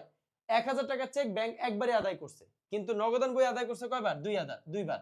তার মানে 2000 টাকা, অর্থাৎ 1000 টাকার চেক কয়বার আদায় করছে? দুইবার। তাইলে কত হইলো? 2000 টাকা। এই ভুলটা ভাইয়া কার? নগদান বইয়ের। ভুলটা কার? ভুলটা কার? নগদান বইয়ের, নগদ ভুল করছে। তারপরে আসো পরেরটা আমরা পড়ি, এটা হচ্ছে 2 নাম্বার, এটা হচ্ছে 2 নাম্বার এন্ট্রি। এরপরে আসো 3 নাম্বার এন্ট্রি, আদায়ের জন্য জমাকৃত চেক, মানে আদায়ের জন্য জমাকৃত চেক ও প্রাপ্য বিল 12,000 টাকা, দুইটা মিলেই 12,000 টাকা 2012 সালে জানুয়ারি মাসে আদায় হয়েছে, তার মানে আদায় হয় নাই। আমরা অঙ্ক করতেছি 2011 সালের, আর চেক আদায় হয়েছে ভাইয়া কখন? 2012 সালের। তো আমরা জানি নির্দিষ্ট হিসাবে হিসাব বর্ষের মধ্যে কাজ সম্পাদিত না হলে আসলে কাজটা সম্পাদিত হয় নাই। তাহলে 2012 সালের মধ্যে আদায়, 2011 সালের মধ্যে আদায় হয় নাই, তাহলে আদায় হয়েছে কখন ভাইয়া? 12 সাল, তার মানে কাজ হয় নাই। কি হয় নাই? আদায় হয় নাই। শর্টকাট কথা হচ্ছে ওই হিসাব বর্ষে আদায় হয়নি। তো এটা কার ভুল ভাইয়া? আদায় যে হয় না এটা কার ভুল? কে আদায় করে না? আদায়টা কে করে? আদায় কে করে? ব্যাংক। তো ব্যাংক আদায় করে নাই, ব্যাংকের ভুল। কার ভুল? আদায়ের জন্য জমাকৃত চেক ও প্রাপ্য বিল 12,000 টাকা, এটা ডেফিনেটলি কার ভুল ভাইয়া? কার ভুল? ব্যাংকের ভুল। একবার নগদের ভুল আর একটা ব্যাংকের ভুল। আসো পরেরটা দেখি, প্লাস না মাইনাস সেটা আমরা পরে বলবো। ওই যে আগের মতো ইস্যুকৃত চেক 4,000 টাকা বা 2,000 টাকার চেক ব্যাংকে পরিশোধের জন্য উপস্থাপিত হয় নাই। আচ্ছা, ব্যাংকে উপস্থাপিত হয় নাই নাকি উপস্থাপিত হয়েছে এটা কনসেপ্ট না। ইস্যুকৃত মানে কি? কাকে চেক ইস্যু করা হয়? প্রদত্ত হিসাব। তার মানে ইস্যুকৃত চেক কে ইস্যু করেছে? আমানতকারী। আমানতকারী ব্যাংকে বলে দিছে 4,000 2,000 টাকার ইয়া করো বা পরিশোধ করে দাও, কিন্তু সেটা ব্যাংকে উপস্থাপিত হয়নি, ওই চেকটা ব্যাংকে যায়ই নাই। এটাও কিন্তু ভাইয়া ব্যাংকের ভুল। এটা কেমন কথা ভাই? এটা কেন ব্যাংকের ভুল? আমরা জানি কাজ না হয়, যে কাজ করে নাই তার ভুল। এখানে কি নগদান কাজ করে নাই? নগদ তো চেক ইস্যু করে দিছে, নগদ তো কাজ করেছে। নগদ 6,000 টাকা নিজের হিসাব বই থেকে মাইনাস করেছে। ইস্যুকৃত চেক মানে নিজের আমানতকারী হিসাবটা ব্যাংক থেকে মাইনাস হয়ে যায়, সে মাইনাস করেছে। ব্যাংকে উপস্থাপিত হয় নাই মানে কি? বা ব্যাংক কাজটা করে নাই। ভাইয়া আবারও বলছি, কে কাজ করে নাই? ব্যাংকে ইস্যুকৃত চেক উপস্থাপিত হয় নাই, এর মানে কে কাজ করে নাই? ব্যাংক কাজ করে নাই, কারণ ব্যাংকে চেক উপস্থাপিত হয়ই নাই। ব্যাংক কাজ না করা মানে কি? ব্যাংকের ভুল। যে কাজ করে নাই তার ভুল। ইস্যু হয়েছে কি হয় নাই ওইটা ম্যাটার না, ভুল টাকার ব্যাংকের। তাহলে আবারও ব্যাংকের ভুল, ঠিক আছে? কারণ ব্যাংক কাজ করে নাই, যে কাজ করে নাই তার ভুল। বারবার বলছি, যে কাজ করে নাই, যে পক্ষ যে দল কাজ করে নাই তার ভুল। তাহলে পরেরটা আসো ভাইয়া 5 নাম্বার, ব্যাংকে 2,000 টাকা চেক জমা করে ভুলে ব্যাংক বিবরণীতে ডেবিট করা হয়েছে। তাইলে ব্যাংকে 2,000 টাকা জমা করেছে, ভুলে ব্যাংক বিবরণীতে ডেবিট করা হয়েছে। ব্যাংকে জমা হয়েছে, এটা কার ভুল বলেন তো ভাইয়া? ব্যাংকে চেক জমা করলে কে ডেবিট করে? ডেবিট কেউ করে? ব্যাংকে চেক জমা হইলে আমানতকারী চেক জমা দিছে না? ব্যাংকে চেকটা কে জমা দিছে? আমানতকারী। আমানতকারী যদি ব্যাংকে চেক জমা দেয়, তাহলে আমানতকারীর কি উচিত ছিল ভাইয়া? ব্যাংকে কে চেক জমা দেয়? আমাকে এটা উত্তর দেন। ব্যাংকে চেক জমা দেয় আমানতকারী। তাহলে আমানতকারীর কি উচিত ছিল? আমানতকারীর উচিত ছিল এই যে 2,000 টাকা ব্যাংকে জমা দিয়েছে, এটা আমানতকারীর উচিত ছিল কি দেওয়া? ক্রেডিট দেওয়া। কি দেওয়া? ক্রেডিট দেওয়া। কিন্তু সে ভুলে কি করছে? ডেবিট দিয়ে দিয়েছে, অর্থাৎ সে মাইনাস করে দিয়েছে। সে 2,000 টাকা কি করা উচিত? ক্রেডিট মানে কি? চেক জমা মানে কি? প্লাস। কিন্তু সে কি করেছে? 2,000 টাকা কি করছে? মাইনাস করে দিয়েছে ভুলবশত। এটা কার ভুল? কার ভুল এটা? আমানতকারী, ডেফিনেটলি আমানতকারী। আর আমরা জানি আমানতকারীর ভুল মানেই নগদান বইয়ের ভুল। তারপরে আসেন, অন্য একজন গ্রাহকের হিসাব জমাকৃত 3,500 টাকা ভুলে ব্যাংক বিবরণীতে এই প্রতিষ্ঠান হিসেবে জমা করেছে। তার মানে অন্য এক, ভাই একটু মনোযোগ দেন, অন্য একজন গ্রাহকের হিসাবে জমাকৃত 3,500 টাকা ভুলবশত ব্যাংক বিবরণীতে এই প্রতিষ্ঠানের হিসাবে জমা দেখানো হয়েছে। তো অন্য আরেকটা প্রতিষ্ঠানের হিসাব এই প্রতিষ্ঠানে কিভাবে জমা হয়? এটা কার ভুল? ব্যাংকের ভুল। সেম কাইন্ড অফ আগের অঙ্কের মতো। আরেকজনের হিসাব আমার হিসাব থেকে কর্তন হয়েছে, কে করছে? ব্যাংক, ব্যাংকের ভুল। আর এখানে কর্তন হয় না, এখানে আরো বেশি প্লাস হয়ে গিয়েছে। তাহলে আরেকজনের হিসাবে প্লাস করার কথা, অন্য ক্লায়েন্টের ব্যাংক হিসাব প্লাস হবে, ওই জায়গায় ব্যাংক কি করছে? আমার হিসাবকে প্লাস করেছে। এটাও কার ভুল? ব্যাংকের ভুল। তাহলে কার ভুল ভাইয়া? ব্যাংকের ভুল। আমরা জানি উভয় যে সংশোধনী পদ্ধতি আমরা কখনোই করতে পারবো না যদি না কার ভুল এটা না বুঝি। আমাদের ফার্স্ট অফ অল বুঝতে হবে কার ভুল, এরর আইডেন্টিফিকেশন, কোন পক্ষের ভুল হয়েছে সেটা আপনাকে আইডেন্টিফাই করতে হবে। এটা ব্যাংকের ভুল। ব্যাংক জমাকৃত 8 টাকার উপর 500 টাকা সুদ মঞ্জুর করা হয়েছে। ব্যাংক জমা সুদ, সুদ মঞ্জুর মানে সুদ আয়, কার? আমানতকারীর জন্য আয়। 50 টাকা চার্জ কর্তন হয়েছে, কার কর্তন হয়েছে? আমানতকারীর। তার মানে 50 টাকা ব্যয় আর 500 টাকা আয়। এইটা নগদান বইতে লেখা হয় নাই, তাহলে যে লেখে নাই তার মানে সে কাজ করে নাই। কাজ মানে কি? লিপিবদ্ধ করে নাই। তো যে লিপিবদ্ধ করে নাই, যে লেখে নাই, যে কাজ করে নাই, তার ভুল। সুতরাং নগদান বইয়ের ভুল। তো নগদান মানে কি? আমানতকারীর ভুল। তো কোন কোন পার্টির ভুল এটা আমরা বুঝতে পেরেছি। এখন আসো আমরা আমাদের ম্যাথে চলে যাই। তাহলে আমাদের ম্যাথটা কি? সবার আগে কি করতে হবে? দুইটা জেল লিখতে হবে ভাইয়া। ব্যাংক বিবরণী মোতাবেক, ব্যাংক বিবরণী মোতাবেক ব্যাংক জমার উদ্ধৃত, ব্যাংক বিবরণী মোতাবেক ব্যাংক জমার উদ্ধৃত, বিবরণী অনুযায়ী এটা উদ্ধৃত। এই উদ্ধৃত মানে হচ্ছে ব্যাংক জমার উদ্ধৃত। শুধু উদ্ধৃত লিখলেও হয়, তাও তোমরা স্পেসিফিক লেখো ব্যাংক বিবরণী অনুযায়ী ব্যাংক জমার জের অথবা ব্যাংক জমার উদ্ধৃত। আবার আরেকটা জের হচ্ছে নগদান বই অনুযায়ী ব্যাংক জমার উদ্ধৃত, ব্যাংক জমার জের অথবা ব্যাংক জমার উদ্ধৃত। তো দেখো ভাইয়া দুইটা জের আমার এখানে দেওয়া আছে, একটা 50,950 আর এটা কত 58,000। এটা আমাদের ওই যে অঙ্কেই দেওয়া আছে। এই যে ভাইয়া দেখো কত 50,150 আর 58,000। এটা 150 না 950? তাইলে এই জায়গাতেই ভুল আছে। এটা হচ্ছে এই জায়গায় হয়তো বা 900 হবে। হ্যাঁ, এই জায়গায় 100 দেওয়া আছে, এটা 900 হবে, 50,950 হবে। শিক্ষার্থী বন্ধুরা আমি লিখে দিচ্ছি, রেড রেড কালিতে লিখে দিই। এটা হবে তোমার 50,950। ওকে, আসো আমরা আমাদের অঙ্কে ফিরে যাই। তাহলে সবার আগে দেখতে হবে কি? দুইটা জের আমি লিখে ফেললাম নাকি? দুইটা জের লিখে ফেললাম। আর আমাদের অঙ্কে আমাদের ইমাজিনেশন করে নিতে হবে ব্যাংক বিবরণী মোতাবেক ব্যাংক জমার জের, ব্যাংক বিবরণী মোতাবেক ব্যাংক জমার জের। তাহলে ভাইয়া ভুল, আমি কাকে ফলো করছি এখানে? নগদকে ফলো করছি। যাকে ফলো করছি সে ঠিক, তাহলে কাকে ফলো করছি না? ব্যাংকে ফলো করছি না। যাকে ফলো করছি না সে কি ভাইয়া? সে হচ্ছে ভুল, সে ভুল। যাকে ফলো করছি না সে ভুল। আচ্ছা, তারপরে নগদান বই মোতাবেক ব্যাংক জমা, এখানে কাকে ফলো করছি? ব্যাংক রে, তার মানে অবশ্যই ব্যাংক ঠিক। আর তাহলে কাকে ফলো করছি না? নগদকে। তাহলে কে ভুল? নগদ ভুল। এখন কোথায় বসবে, প্লাস না মাইনাস এটা পরের ইস্যু, কোথায় বসবে এটা ডিপেন্ড করে কার ভুল, কার ভুল সেটার উপর ডিপেন্ড করে। এক নাম্বারটা 1000 টাকার চেক দুইবার লেখা হয়েছে, কার ভুল? নগদের ভুল। তাহলে এইটা বসবে কোথায়? যেখানে নগদের ভুল। কোথায় নগদের ভুল? এখানে নগদ ঠিক, এখানে নগদ ভুল, তার মানে বসবে এইখানে। বসবে কোথায়? এইখানেই বসবে। এখন প্লাস না মাইনাস সেটা ডিপেন্ড করে কাকে আমি ফলো করছি। কাকে ফলো করছি? ব্যাংক রে। তাহলে আবার আসেন কোশ্চেনটা পড়ি। 1000 টাকা চেক জমা দেওয়া হয়েছে, ভুলে নগদান বই দুইবার লিখে ফেলছে, মানে দুইবার প্লাস করছে। তাহলে এখন একবার মাইনাস করবে। ব্যাংক কর্তৃক চেক আদায় হয়েছে 1000, নগদান বই আদায় করছে 2000। তাহলে নগদান বই যদি এখন 2000 টাকা থেকে 1000 টাকা মাইনাস করে দেয়, তাহলে আবার 1000 হয়ে গেল না? আমি ভুলে 2000 টাকা প্লাস করছিলাম, এখন 1000 টাকা মাইনাস করে দিব, শেষ। শেষ। এই তো, এই যে 1000 টাকা কি করছি? মাইনাস। কেন মাইনাস করছি? আমি ভুলে আগে প্লাস করে দিয়েছিলাম। ব্যাংক তো 1000 টাকা প্লাস করছে, ব্যাংকের ফলো করতেছি। ব্যাংক কয় হাজার টাকা প্লাস করছে? 1000। আমি কয় হাজার প্লাস করছি? 2000। তাহলে ব্যাংকের সমান হতে হলে আমাকে কি করতে হবে? 1000 টাকা মাইনাস করতে হবে, তাই মাইনাস। আশা করি বুঝেছেন। তাহলে এখানে আমি কি দিব? লেখাটা কি হবে ভাইয়া?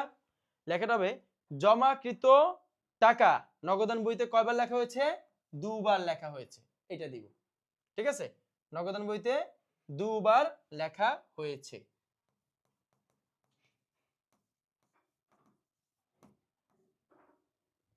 আসেন আমরা এর পরেরটা পড়ি। বলা হয়েছে তারপরে ভুলটা কার? আদায়ের জন্য জমাকৃত চেক ও প্রাপ্য বিল 12,000 টাকা কিন্তু নির্ধারিত তারিখের মধ্যে বা ওই হিসাব বর্ষে আদায় হয় নাই, তার মানে আদায় হয় নাই। কার ভুল? ব্যাংকের ভুল। কোন জায়গায় ব্যাংকের ভুল ভাইয়া? কোন জায়গায় ব্যাংকের ভুল? এই যে এই জায়গায় ব্যাংকের ভুল। তার মানে লিখবো এখানে প্লাস না মাইনাস ওইটা পরের ইস্যু, ওইটা ডিপেন্ড করে নগদের উপর। তাহলে নগদ কি করছে দেখেন, নগদ 12,000 টাকা কিন্তু প্লাস করে দিছে, নগদ প্লাস করছে, ব্যাংক প্লাস করে নাই। তাহলে প্লাস করেন, নগদ প্লাস করছে আপনিও প্লাস করবেন। তাই এই দেখেন 12,000 টাকা আমরা কি করে দিলাম? প্লাস করে দিলাম। এখানেই কেন? কারণ ভুলটা ব্যাংকের। আশা করি বুঝতে পেরেছেন, ভুলটা ব্যাংকের। তারপরে আসেন ইস্যুকৃত চেক 4000 টাকা ও 2000 টাকার চেকগুলো, মানে 4 আর 2, 4 আর 2 টোটাল কত ভাইয়া? 6। টোটাল কত ভাইয়া? 6000 টাকা ব্যাংকে চেকগুলো পরিশোধের জন্য উপস্থাপিত হয়নি। এটাও কার ভুল? ব্যাংকের ভুল। তাহলে ভাইয়া ব্যাংকের ভুল হইলে কোথায় যাবে? যেখানে ব্যাংকের, এটা কি ব্যাংকের ভুল? না, এটা ব্যাংকের ভুল। তাহলে এখানে কি হবে, এটা ডিপেন্ড করে কাকে ফলো করছি। অবশ্যই মাইনাস হবে, ইস্যুকৃত চেক মানে কি টাকা চলে যায় মাইনাস হয়, তাই নগদান বই কি করেছে মাইনাস করেছে। ইস্যুকৃত চেক মানে কি আমানতকারীর বইয়ে আমানতকারী ৬০০০ টাকা মাইনাস করে দিয়েছে না, তাই আমিও কি করব আমানতকারী বরাবর হতে হলে আমাকেও ৬০০০ টাকা মাইনাস করতে হবে। তাই আমি কি করলাম ৬০০০ টাকা, এই দেখেন ৬০০০ টাকা কি করলাম ৪০০০ ও ২০০০ ৬০০০ টাকা মাইনাস, কি হলো মাইনাস। আশা করি বুঝতে পেরেছো শিক্ষার্থী বন্ধুরা। তারপরে দেখেন ব্যাংকে ২০০০ টাকা জমা করে ভুলে ব্যাংক বিবরণীতে ডেবিট করা হয়েছে, এই জায়গাতে তোমাকে কাজ করতে হবে, এটা বুঝো। ব্যাংকে ২০০০ টাকা জমা করলে তোমার করা উচিত ২০০০ টাকা প্লাস, কিন্তু তুমি করছো ২০০০ টাকা মাইনাস। তোমার এখানে ভুল হয়েছে দুইটা। কয়টা ভুল হয়েছে দুইটা। এক নাম্বার ভুল তুমি ২০০০ টাকা মাইনাস করছো, ২ নাম্বার ভুল তুমি সঠিক কাজটা করো নাই, মানে প্লাস করো নাই। এখানে দুইটা ভুল। তাইলে বলো তো আমাকে আগে এরকম ভুলের ক্ষেত্রে তোমাকে সংশোধন করতে হবে। আগে তুমি ২০০০ টাকা যে মাইনাস করছো ওইটাকে সংশোধন করো। ২০০০ টাকা মাইনাসে আছে, মাইনাস, এখানে কি মাইনাসের কিছু আছে? ব্যাংকে চেক জমা দিলে কি ব্যাংক হিসাব কমে যায়? না, বেড়ে যায়। তা তুমি তো কমাই দিছো, তাহলে এখন ২০০০ টাকা যেটা মাইনাসে আছে ওইটাকে সংশোধন করার জন্য ২০০০ টাকা হবে প্লাস। ২০০০ টাকা কি হবে ভাইয়া প্লাস। তাইলে ২০০০ মাইনাস ২০০০ প্লাস, তাইলে কাটাকাটি ব্যালেন্স কি হলো জিরো। ব্যালেন্স কি হলো ভাইয়া, এর ফলে আমার ব্যালেন্সটা কি হলো জিরো, অর্থাৎ আমার ভুলের পরিমাণ থাকলো না। আমি আগে ভুলবশত ২০০০ টাকা মাইনাস দিয়েছিলাম, এখন আমি ২০০০ টাকা প্লাস দিলাম, আমার ব্যালেন্স জিরো, ভুলের পরিমাণ নাই, ভুলের পরিমাণ জিরো। আমার প্রশ্ন হচ্ছে ভুলের পরিমাণ জিরো হলে চলবে না। ২০০০ টাকা জমা করছেন কোথায় ব্যাংকে, তাহলে ২০০০ টাকা ব্যাংকে জমা করলে ব্যাংকে একটা জেড থাকে, সেটা হচ্ছে ২০০০ টাকা প্লাস করতে হয়। জিরো হইলে হবে? ভুলের সংখ্যা জিরো, সঠিক কাজ তো করেন নাই। আপনি ভুলের সংখ্যাটা জিরো, আপনার ভুলটাকে আপনি সংশোধন করছেন। আপনি কি করছেন ভুলকে সংশোধন করেছেন, কিন্তু সঠিক কাজ তো আপনি ভাইয়া এখনো করেন নাই। সঠিক কাজটা কি, আপনাকে আরো ২০০০ টাকা প্লাস করতে হবে। কেন? কারণ চেক জমা হলে ব্যাংক হিসাব বৃদ্ধি পায়, তাহলে ২০০০ টাকা আবারও কি করতে হবে প্লাস। প্রথমটা আমি ভুল সংশোধন করেছি ভাইয়া, প্রথমটা আমি কি করেছি ভুল, ভুল কি করলাম সংশোধন, ভুল সংশোধন। আর পরেরটা আমি কি করেছি ভাইয়া, পরেরটা সঠিক কাজ করেছি, যেটা করা উচিত সঠিক কাজ করেছি। তাহলে কয়বার আমি ২০০০ টাকা লিখলাম দুইবার, তার মানে ২০০০ আর ২০০০ প্লাস করলে কত হয় ৪০০০। এই জন্য দেখেন ভাইয়া এই ভুলটা কার নগদান বইয়ের। তাহলে যেই জায়গায় নগদান বইয়ের ভুল, এই যে এখানে নগদান বইয়ের ভুল, এই জায়গায় দেখেন আমরা এই জায়গার মধ্যে নগদান, এই ভুলটা কার ভুল,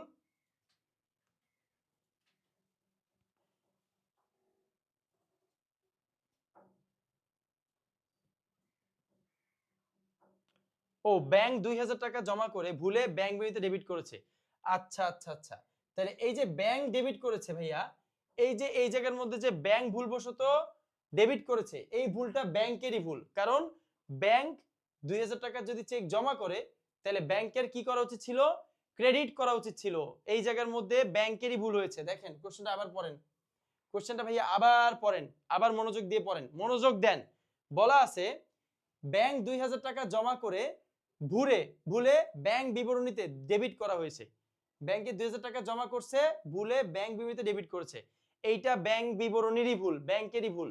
ব্যাংকে চেক জমা করছে কিন্তু ব্যাংক সেটা ক্রেডিট পাশে না লিখে ডেবিট পাশে লিখে ফেলছে, তো এইটা ব্যাংকের ভুল, ব্যাংকের। তো ব্যাংকের করা উচিত ছিল কি ক্রেডিট, এটা আমানতকারী ভুল নয়, এটা আমানতকারী ভুল নয়, মনে রাখেন এটা আমানতকারী ভুল না, এটা হচ্ছে ব্যাংকের ভুল, ব্যাংকের ভুল, এটা ব্যাংকের ভুল, মনে রাখেন। সরি এই বিষয়টার জন্য এটা মনে রাখেন, এটা ব্যাংকের ভুল। ব্যাংক ২০০০ টাকা জমা করেছে, এটা ব্যাংকের ভুল। ব্যাংক কয় হাজার টাকা জমা করেছে ২০০০ টাকা জমা করেছে, এটা আমি নগদের ভুল দিয়েছিলাম না, আচ্ছা এটা ব্যাংকের ভুল হবে, হ্যাঁ এটা ব্যাংকের ভুল। তাহলে ভাইয়া মনে রাখেন এটা হবে ব্যাংকের ভুল। তাহলে ২০০০ টাকা ব্যাংক জমা করেছে, ব্যাংক ভুলবশত এটা ক্রেডিট পাশে না লিখে, আমরা জানি আমানতকারী হিসাব যদি বৃদ্ধি পায় তাহলে ব্যাংক সেটাকে কি করে ক্রেডিট করে, কিন্তু ব্যাংক ভুলবশত কি করে ফেলছে ভাইয়া ডেবিট করে ফেলছে। তাহলে ডেফিনেটলি এটা কার ভুল ব্যাংকের ভুল। তাহলে এই যে ৪০০০ টাকা প্লাস করবে এই কাজটা কে করবে ব্যাংক করবে। প্লাস কেন করবে, আগে আমি ২০০০ টাকা বেশি মাইনাস করেছিলাম, এখন আমি আগে 2000 টাকা একবার প্লাস করব, আবার 2000 টাকা সঠিক কাজ করব, তাহলে দুইবার কাজ করব।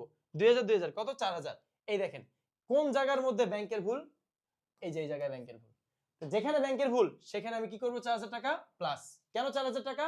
2000 টাকা ভাইয়া কয়বার? দুইবার। একবার সঠিক কাজ করেছি, আরেকবার আমি আমার ভুলটা সংশোধন করেছি। কার ভুল? ব্যাংকের ভুল। কারণ ব্যাংকে যদি চেক জমা হয় তাহলে ব্যাংক সেটাকে করবে ক্রেডিট আমানতকারী হিসাবে, কিন্তু ব্যাংক করেছে ভুলবশত ডেবিট, তাহলে সে একবার তার ভুলটা সংশোধন করবে, দ্বিতীয়বার সঠিক কাজটা করবে। তাহলে দুইবার 2000 টাকা হলে 2000 প্লাস 2000 4000 টাকা হয়। এটা ব্যাংকের ভুল ছিল। হ্যাঁ, ওকে, এটা মাথায় রাখেন, এই কোশ্চেনটা ইম্পর্টেন্ট অনেক। হ্যাঁ, এটা ব্যাংকের ভুল ছিল। তারপরে কে সমাধান হয়ে গেল, আশা করি বুঝতে পেরেছেন। অন্য একজন গ্রাহকের হিসাবে 3500 টাকা ভুলে ব্যাংক বিবরণীতে জমা হয়েছে। তাহলে দেখেন তো এটাও কিন্তু ব্যাংকের ভুল। অন্য একজন গ্রাহকের 3500 টাকা ভুলবশত আমার হিসাবে প্লাস হয়ে গেছে। আমার কি আমার হিসাবে প্লাস হওয়ার কথা না, তাহলে ব্যাংক কি করছে? আমার হিসাবে প্লাস করে দিয়েছে 3500। কে করছে? ব্যাংক করছে। তাহলে ভুলটা কার? ব্যাংকের। কোন জায়গায় ব্যাংকের ভুল? উপরে। তার মানে এই জায়গায় লিখবো, আমি এই জায়গায় নিচে লিখবো, হয় প্লাস নাহলে মাইনাস। স্বাভাবিক কথা, আপনি 3500 টাকা প্লাস করছিলেন, এখন 3500 টাকা কি করবেন? মাইনাস করবেন। তাহলে ব্যালেন্স কি হবে? জিরো। কেন জিরো হবে? কারণ নগদান বই এখানে কিছুই করে নাই, নগদান বই তো জিরোই আছে। নগদান বইয়ে তো কিছু হওয়ার কথাই না। আমানতকারী কি এখানে কোনো কাজ করছে? আমানতকারী না প্লাস করছে না মাইনাস করেছে, তাহলে আমানতকারী কিপ হিমসেলফ সাইলেন্ট। আমানতকারী নিজেকে নিশ্চুপ রেখেছে, কোনো কাজই করে নাই, সে চুপচাপ বসে আছে, তাই ব্যালেন্স জিরো। কারণ হিসাবটাই তো অন্য জনের, থার্ড পারসন, অন্য একজন ব্যক্তির হিসাব, আমার হিসাবে আমি কেন প্লাস করব? এটা কে করেছে? ব্যাংক। তাই ব্যাংক আগে 3500 টাকা বেশি প্লাস করেছিল, এখন 3500 টাকা বেশি মাইনাস করবে, তাই ব্যালেন্স হয়ে যাবে জিরো। তখন zero is equal to zero, অর্থাৎ আমি কাকে ফলো করছি? নগদান বইকে। নগদান বইয়ের ব্যালেন্সের বরাবর হয়ে যাবে। তাই আমরা কি করব ভাইয়া? 3500 টাকা এখানে মাইনাস করব, এই যে হিসাবটা মাইনাস করব। এই দেখেন কি করা হয়েছে? 3500 টাকা মাইনাস করা হয়েছে। কেন এই জেরের নিচে? নিশ্চয়ই বুঝতে পারছেন কেন মাইনাস হইলো। এটা ডিপেন্ড করে কেন মাইনাস কেন প্লাস, এটা ডিপেন্ড করে কাকে ফলো করছি। একটু কমন সেন্স অ্যাপ্লাই করেন, সহজেই বুঝে ফেলবেন, একদম ইজি জিনিস এগুলো। ব্যাংক জমা করে, ব্যাংক জমা সুদ, আমরা জানি ব্যাংক জমার সুদ আমানতকারীর জন্য আয়, ব্যাংক জমাতিরিক্তের সুদ আমানতকারীর জন্য ডেফিনেটলি ব্যয়। তাহলে ব্যাংক এখানে বলা হয়েছে ব্যাংক জমাকৃত টাকার উপর সুদ, তার মানে এটা ব্যাংক জমার সুদ। কার সুদ ভাইয়া? ব্যাংক জমার সুদ। কত টাকা? 500 টাকা। ভাইয়া কত টাকা? 500 টাকা। আমি বোর্ডটা ক্লিয়ার করে দিই, তারপরে বুঝেন। তাহলে এই দেখেন ব্যাংক জমার সুদ কত? 500 টাকা। ব্যাংক জমার সুদ কত? 500 টাকা, এবং 50 টাকা চার্জ কর্তন করা হয়েছে, এটা ব্যাংক চার্জ বাবদ। তাহলে দুইটা কথাই কোথায় লেখা হয় নাই? নগদান বইতে লেখা হয় নাই। যে লেখা নেই তার ভুল। এবার আসেন কোন জায়গায় নগদের ভুল আছে বলেন, কোন জায়গায়? এই যে এই জায়গায় নগদের ভুল। তাহলে আমি এই জায়গায় কি করব? মাইনাস করব। একবার কি করব? ব্যাংক চার্জটাকে মাইনাস করব, কারণ ব্যাংক চার্জের ফলে আমার ব্যাংক হিসাব কি হয়? কর্তন হয়, কমে যায়। তাই ব্যাংক চার্জ মাইনাস কত? 50 টাকা, কারণ ব্যাংক চার্জ আমানতকারীর জন্য খরচ, তাইলে 50 টাকা আমাদের কি করতে হবে? মাইনাস। এর ফলে আমানতকারীর ব্যাংক হিসাব হ্রাস পায়, তাই মাইনাস। তারপরে আসেন এই যে ব্যাংক কর্তৃক মঞ্জুরিকৃত সুদ, যা নগদান বইতে লেখা হয় নাই, 500 টাকা, ওইটা কি খরচ নাকি ওইটা আয়? ব্যাংক জমার সুদ আয়, ব্যাংক জমাকৃত চেকের সুদ মানে কি? ব্যাংক জমার সুদ। তাহলে ব্যাংক জমার সুদ আয়, আয় হইলে ব্যাংক হিসাব, আমানতকারীর ব্যাংক হিসাব বৃদ্ধি পায়, তাই আমরা এই 500 টাকা প্লাস করেছি। তাহলে 500 টাকা প্লাস আর 1050 টোটাল মাইনাস। দিন শেষে আমরা জানি ব্যাংক উভয় জের অনুযায়ী, ব্যাংক সমন্বয় বিবরণীর দ্বিপক্ষীয় বা উভয় জের অনুযায়ী দুইটা সংশোধিত জের বেরোবে, একটা ব্যাংক বিবরণী মোতাবেক সংশোধিত জের, আর একটা নগদান বই মোতাবেক সংশোধিত জের।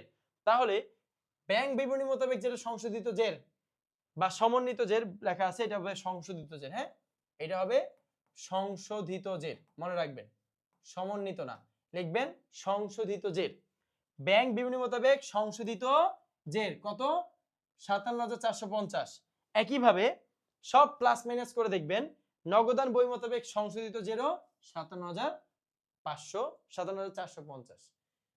আপনি চাইলে ব্যাংক বিবরণী মোতাবেক বা নগদান বই মোতাবেক এই কথাটা নাও লিখতে পারেন। আপনি যদি শুধু সংশোধিত উদ্ধৃত, সংশোধিত জের বা সংশোধিত ব্যালেন্স লেখেন তাও হবে ভাইয়া, তাও হবে, তাও ভাইয়া হয়ে যাবে। শুধু সংশোধিত জের লেখেন, এত কিছু লেখার দরকার নেই। আর যদি চান পুরোটা লিখতে লিখতে পারেন। কখন ব্যাংক জমা তারিখ ব্যাংক বিবরণী অনুযায়ী লিখবেন? যখন আপনি ব্যাংকের ভুলকে শুধরাবেন তখন আপনি লিখবেন ব্যাংক বিবরণী অনুযায়ী। আর যখন আপনি নগদান বইয়ের ভুলকে শুধরাবেন, সংশোধন করবেন, তখন লিখবেন নগদান বই অনুযায়ী। এই যে এই ব্যালেন্সে আমি কার ভুলকে সংশোধন করছি? নগদ, তাই আমি লিখেছি নগদান বই অনুযায়ী। এই ব্যালেন্সে আমি কার ভুলকে সংশোধন করছি? ব্যাংক, তাই আমি লিখেছি ব্যাংক বিবরণী বা ব্যাংক বই অনুযায়ী। এই হচ্ছে আমাদের আজকের দুটি গুরুত্বপূর্ণ সৃজনশীল যা উভয় জের পদ্ধতিতে সংশোধন করা হয়েছে। জাবেদাও আমরা দেখেছি, ডেবিটকৃত ক্রেডিটকৃত অর্থ আমরা বুঝেছি। আশা করি সম্পূর্ণ ক্লাসটি তোমরা বুঝতে পেরেছো। না বুঝলে তোমরা একটু পিছনে গিয়ে আবার পুনরায় চালু করো, আবার পুনরায় পজ বা তুমি রিভাইন্ড করে আবার পুনরায় তুমি স্টার্ট করো, আবার ক্লাসটা করো। বারবার প্রতিটি ক্লাস ধাপে ধাপে এভাবে করলে তোমাদের ব্যাংক সমন্বয় বিবরণী এবং অন্যান্য চ্যাপ্টার যেগুলো আমরা করছি বা করব সেগুলো নিয়ে সম্পূর্ণ কনসেপ্ট ক্লিয়ার হয়ে যাবে। মনোযোগ দিয়ে শুনবে, খাতায় নোট করবে, ভাইয়ের পরামর্শগুলো শুনবে। আশা করি ইনশাআল্লাহ তোমরা বেনিফিটেড হবে। তো আজকে এই পর্যন্তই। পরবর্তী পঞ্চম ক্লাসে তোমাদেরকে স্বাগত জানিয়ে আমার আজকের ক্লাস শেষ করছি। ধন্যবাদ তোমাদের।